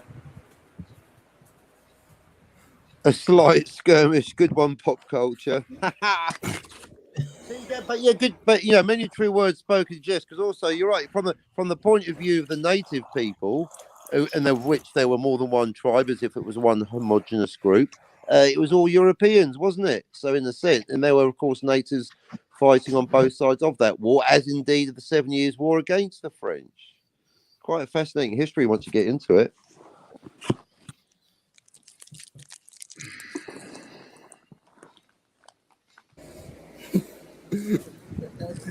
To quote Samuel Jackson from Pulp Fiction, English, motherfucker, do you speak it? There you go. Exactly, Dalek. English. He's not saying American English. He's saying English. Exactly. Yeah. I can do accents, though. Oh man, Pulp impressions? Fiction. What a movie. Yeah, I did not see Pulp Fiction, but I did see the clip of Samuel L. Jackson with his famous quote, and also one of the good scenes. Yeah. Well, I've seen Pulp Fiction. There are no bad scenes in it. Well, I do Did think you- of watching that when I had the chance. I suppose you didn't notice the continuity error. What? You know the scene at the beginning, I'll execute every motherfucking last one of you. You know that one at the beginning? Ye- You know that scene? Yeah, that's the scene in the When- in the diner. Yeah. When they go back to it later as a kind of bookend storytelling device, she says, I'll execute every last one of you motherfuckers. Therefore, they use a different take. Therefore, it's actually a continuity error. Therefore, lacking within the movie a canonical, let alone narrative, a very similitude. It's a mistake, I'm afraid. Okay, fair Well, enough. guys, It totally took me out of the movie, Dalek. I suddenly realised I was watching a movie. All right. Well, but what's up, Moises? well, guys, I have not seen I have not seen Pulp Fiction, though. What? You've not seen Pulp Fiction? Yeah, you heard me. I have not seen it, but I did see the clip about Samuel L. Jackson with his famous scene with the English thing. The bit with the bit with the guy and the burger and the that's hilarious. That is a fantastic. And also what? And also the what thing? Man, that scene is so good. I mean, say it again. Say what again? I dare. I double dare. I double dare. Say one more fucking time. Say what one more goddamn time. Yeah. Yeah, and what I did like it's actually when he say, "Does he look like a bitch?" And then Does the he guy look says, like a bitch? "What?" And, Does Ah! Cockney Spark look like a bitch? No, then why are you trying to talk him about him like one, Burnett? No, I didn't. Yeah. Yes, you did, Burnett. Yes, you did. You called him a hipster and Doomcock too. No, I didn't. Yes, you did, Burnett. Yes, you did. But is Captain Cockney Spark a hipster? Exactly. What? What does Doomcock look like? A man. Does Doomcock look like a hipster? No. Then why did you call him one on your show? I didn't. Yes, you did, Robert My Burnett. Yes, you did.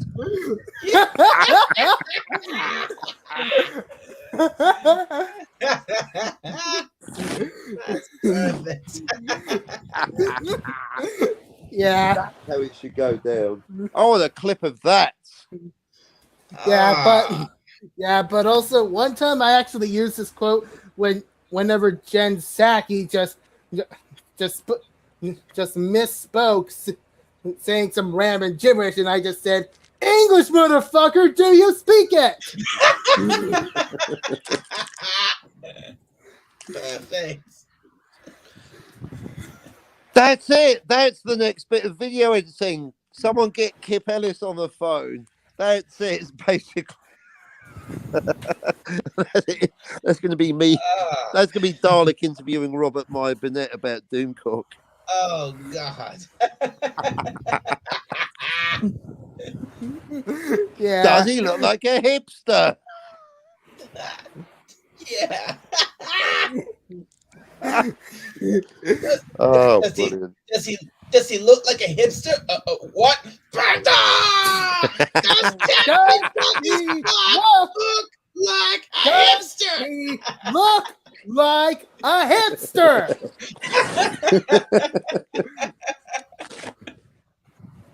What, are you trying to treat him like one? No, I didn't. Yes, you did. Yes, you did, Rob. Yes, you did. Are we happy? It's beautiful. Oh. That's probably a classic moment. Gonna be a classic moment on my channel right there. I think so. Yeah. I think, can we get a timestamp on that? Right, somewhere around 2:10. Brilliant. We do get some classic moments, Dalek. I've got to say, I love it when we just make each other chuckle. That's what it's all about, folks. That's why you better subscribe to Dalek 451 right now, or he's going to find Yes, out where please you live. do. Yes, please do subscribe to me, or you might. What does Dalek 451 look like? Well, he looks like a Dalek. Obviously. Let's see. Where is it? Think, Davros, think.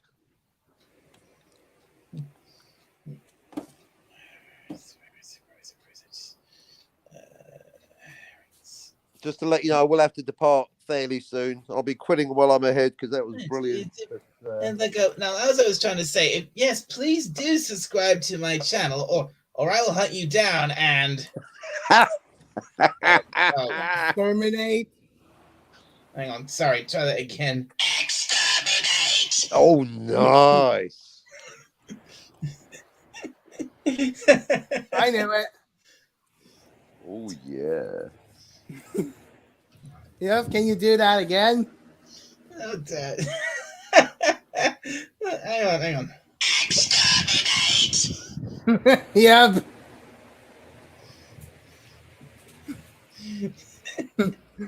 Yeah, that sounded like you. Oh man, what's this from? I go. Well, look at this from. That's funny. You've never seen Pulp Fiction, but know that scene so well. Yeah. Man, we already know a Dalek with a unicorn underneath instead of an alien. Yes. Yeah. That's what I am. I have the shell of the outer shell of a Dalek, but inside I'm not. It is a beautiful unicorn, isn't that right, Captain? Yeah. In every Dalek, Yep, there's a beautiful unicorn Force. trying to get out, folks. True story. Main Solar Force. Solar Force, yeah. Well, no. Yeah, you had to mention that. Yep, and then sometimes both rides on your Dalek armor. Oh yeah, little Mofley. Of course. How's my precious little niece? She's doing okay. Aw, that's my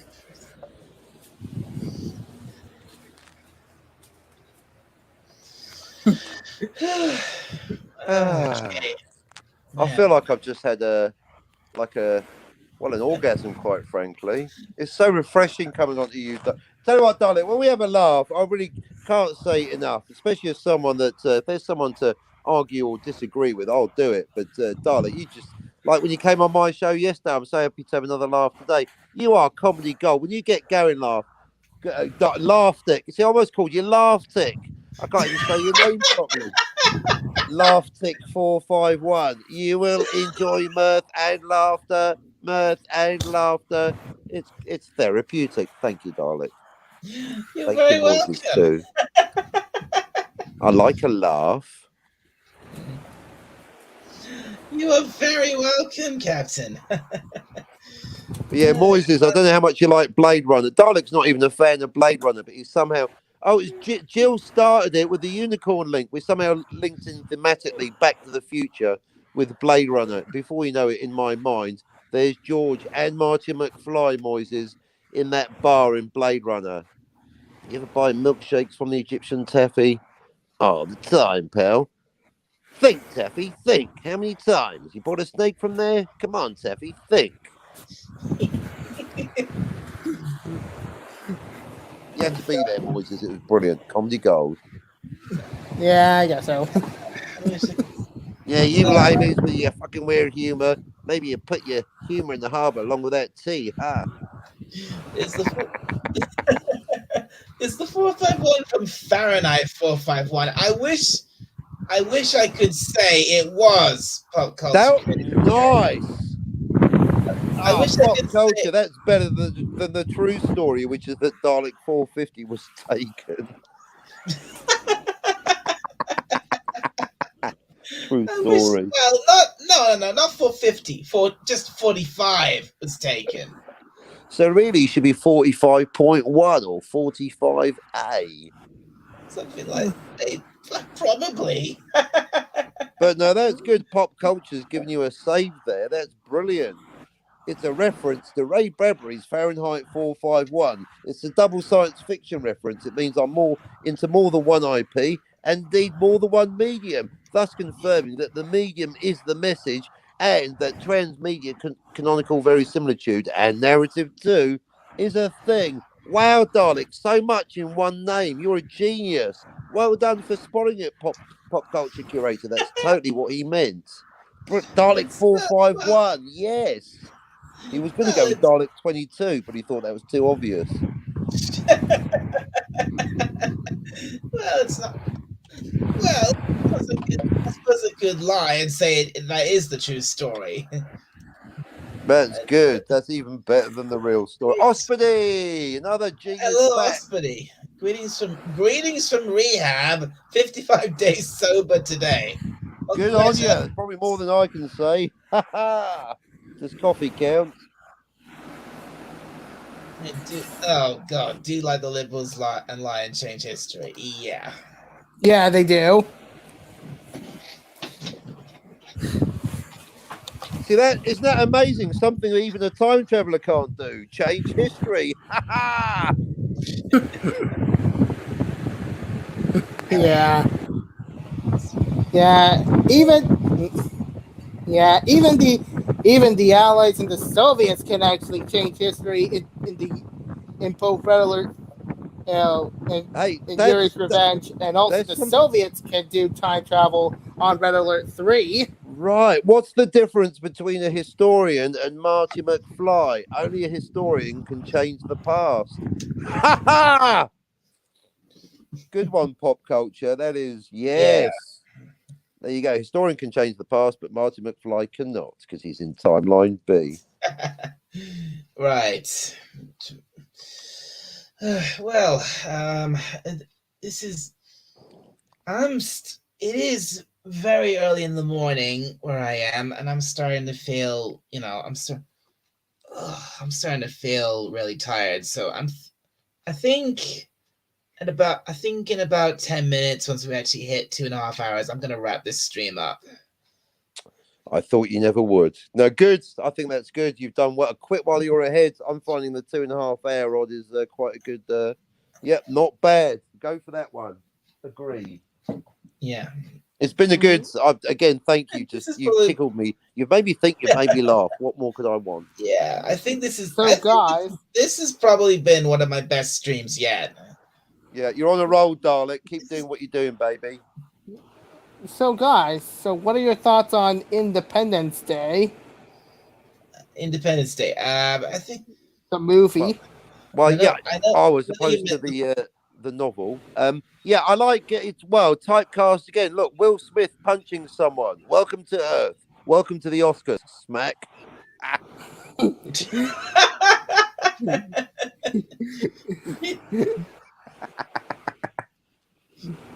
Oh man, he does that. Welcome to LA. I'm trying to think of a way for him to, a variant of him. When he said to that guy he slapped, Chris Rock. Yeah, him. See, they should do another version, another sequel to Independence Day where Chris Rock plays the alien. You ain't hit me again. Come on, that was a nice one. Yeah, that would. So I loved it. Oh, Jill says I was a kid, so I loved it. Yeah, same. I did watch Independence Day when I was a kid. Wait, Pop Culture's. Thank you. Thanks for what, Pop Culture? The Arrival was better. ID4 not good.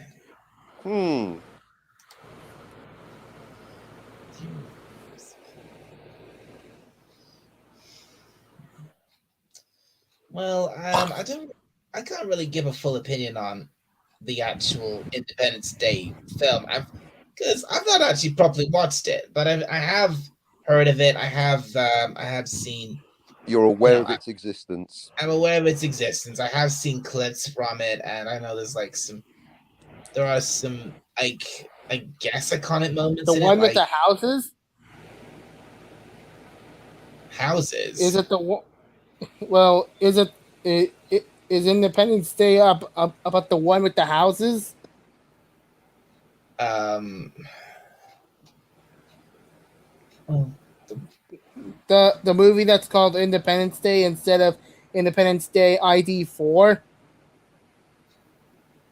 you mean the original one?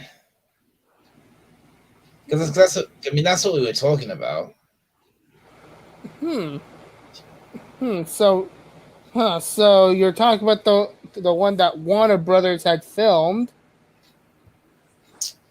Okay, Moises, I think you're confusing me. Which one? Which we were talking about the first Independence Day. The One, famous one. Not the first, not the one in 1776. That was the Civil War. The first movie. It's not like that. Welcome to the Oscars. Smack that one. Where they kill the virus with they use a Mac computer to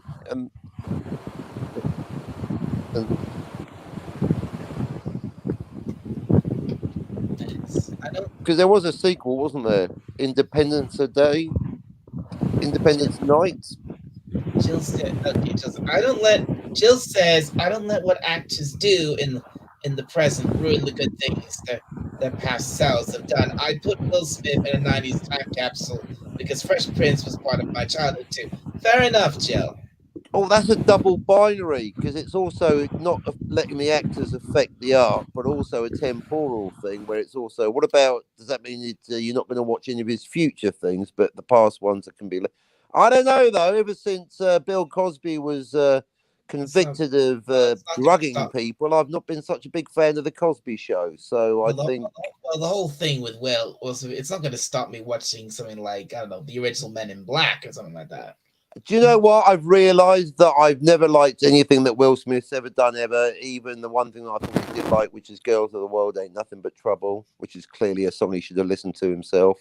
So actually, I've never liked Will Smith, and I've never liked anything he's done. I used to watch The Fresh Prince of Bel-Air, but it was always shit. And in fact, if you go back, it's not remotely funny. He's not funny. He's got basic minimum of comedic timing, and he can't even rap. I mean, see you, homie, smell you later. That doesn't even make fucking sense. No, I'm afraid, Jill. I've taken the opposite. I've realised, thanks to that Hollywood slap, that Will Smith is a talentless blowhard and always has been. I regret ever even thinking about him. Especially not to mention that he has been simping on his wife that cheated on him and doesn't even love him. Yeah, his wife is she's a massive piece of work, isn't she? Yep. Oh, and by the way, the Independence Day I'm referring to is the one in 1983 made by Robert Mandel. Oh, well, what? There's an earlier film called Independence Day, where not the one from, like, was it 1996 with the aliens? I'm so confused. Yeah, Moises, you're confusing us.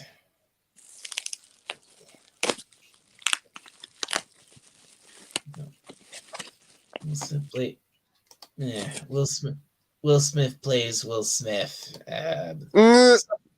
Sorry, I've never liked Smith. His enormous attitude doesn't help. Fair enough. I actually thought that the YouTuber was talking about the famous one, but no, it's actually this movie. Moises, I am not even confusing you. Yes, you are. You're confusing. You are. Well, exactly. It's up to the confusee to decide. Stop confusing us about who decides whether we're confused. I'm gonna show you the evidence. All right, just send that to Alex. We'll make it quick, Moises, because There. That's what she said. Okay. All right. What's this? me check it. Independence. Actually, but why don't I? I could. I could maybe. I could maybe share this.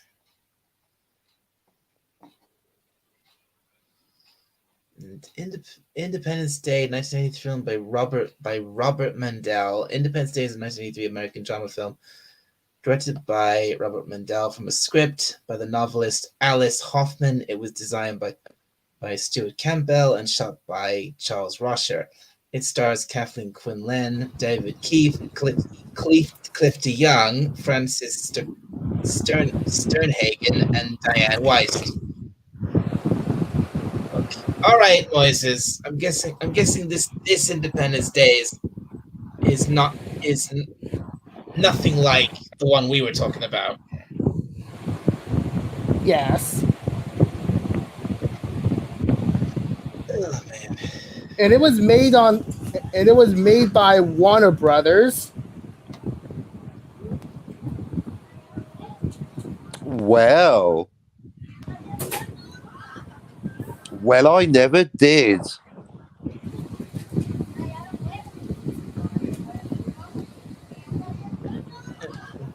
Sounds like made for TV, right?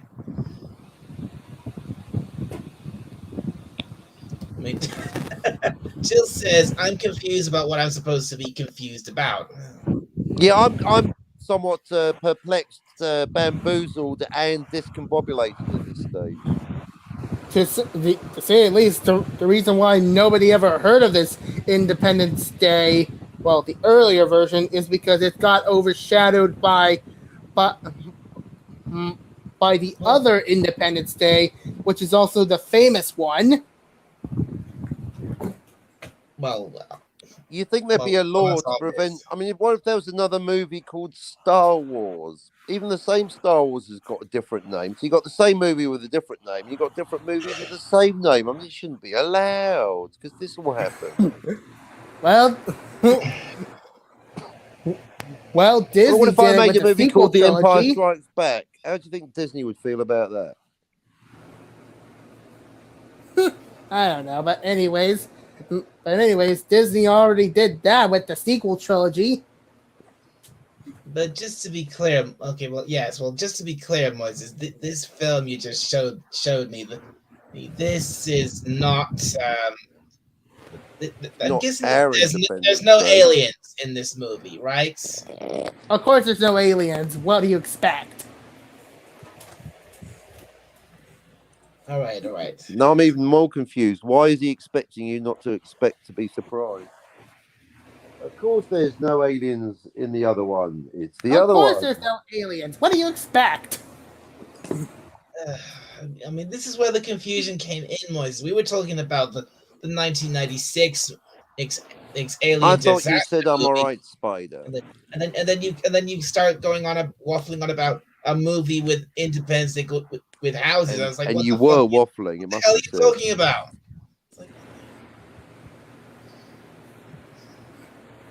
Kind of seem people had forgotten this movie while they're focusing at the other one.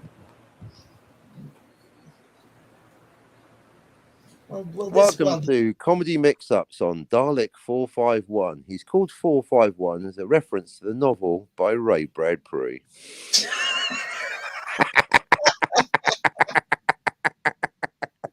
Well played, Dalek. Well played. Well, anyway, this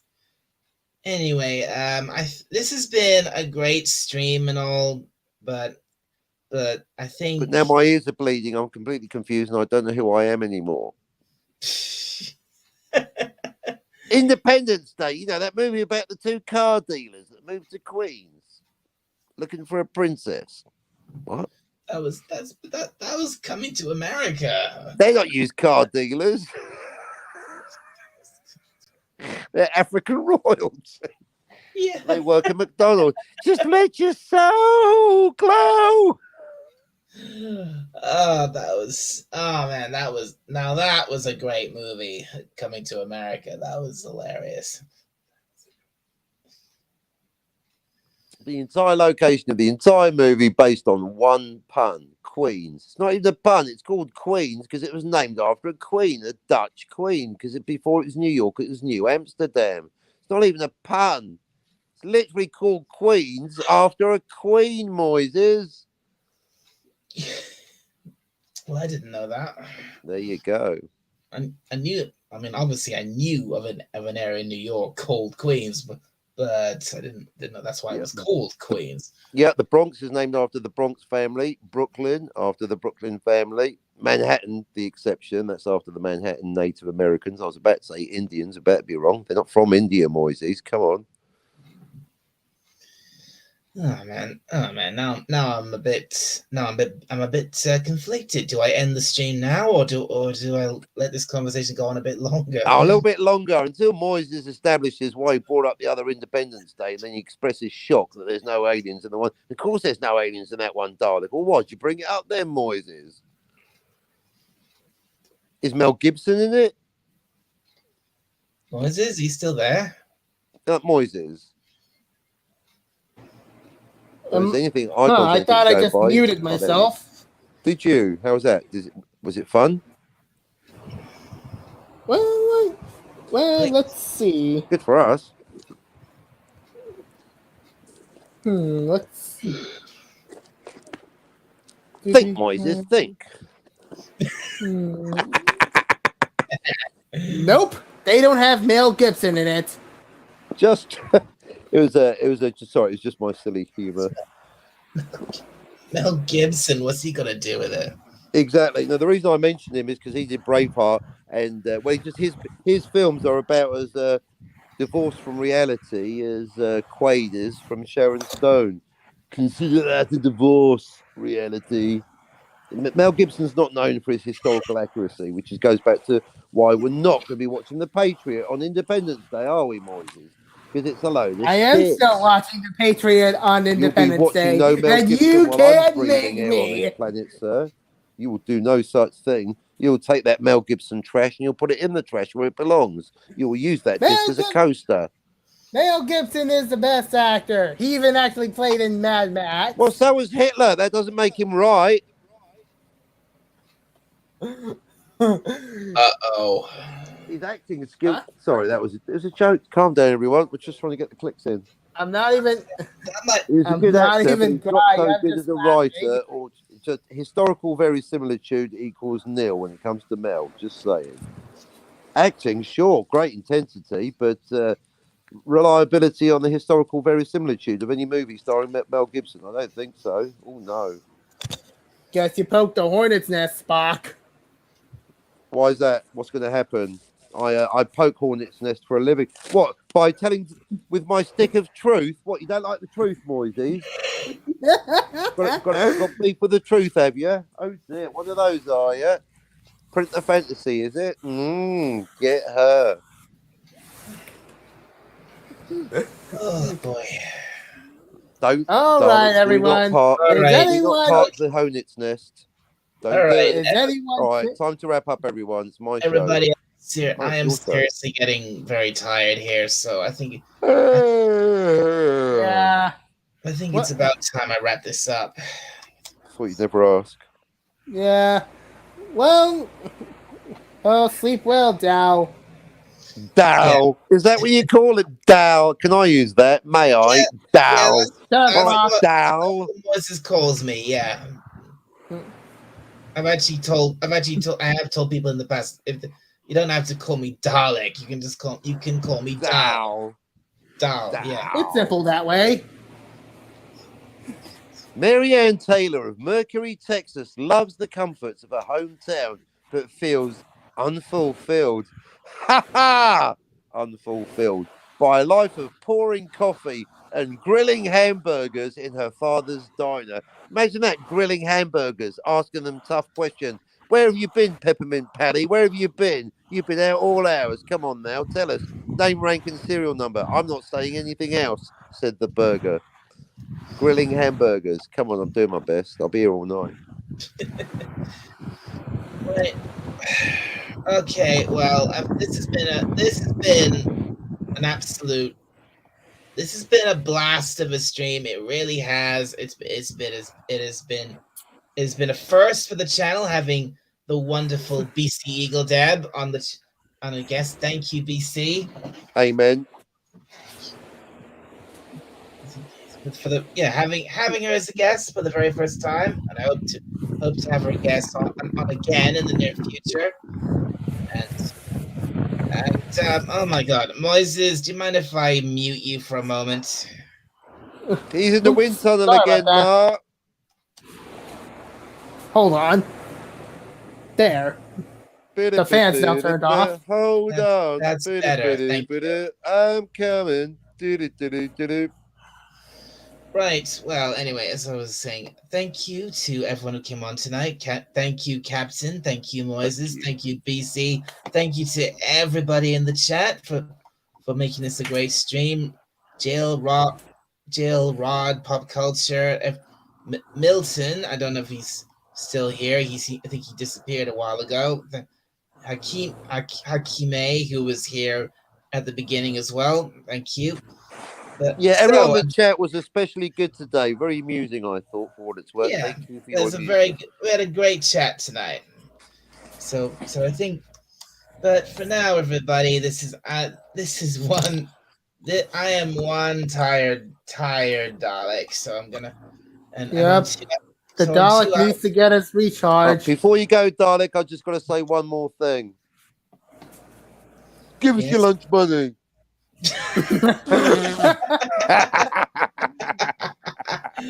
Thank you. Yeah, but also the Dalek needs to have its recharge. Yes, indeed, I do. Even Daleks need a recharge. Subscribe to Dalek, you fuckers, or we'll find you. Please subscribe to my channel, or remember, remember. Yeah, that'll get some. Yep, that'll get some subscribers, all right. Good night, everyone. So from the surface of Skaro, this is Dalek 451 signing off. I will see you all next time. Good night, everybody.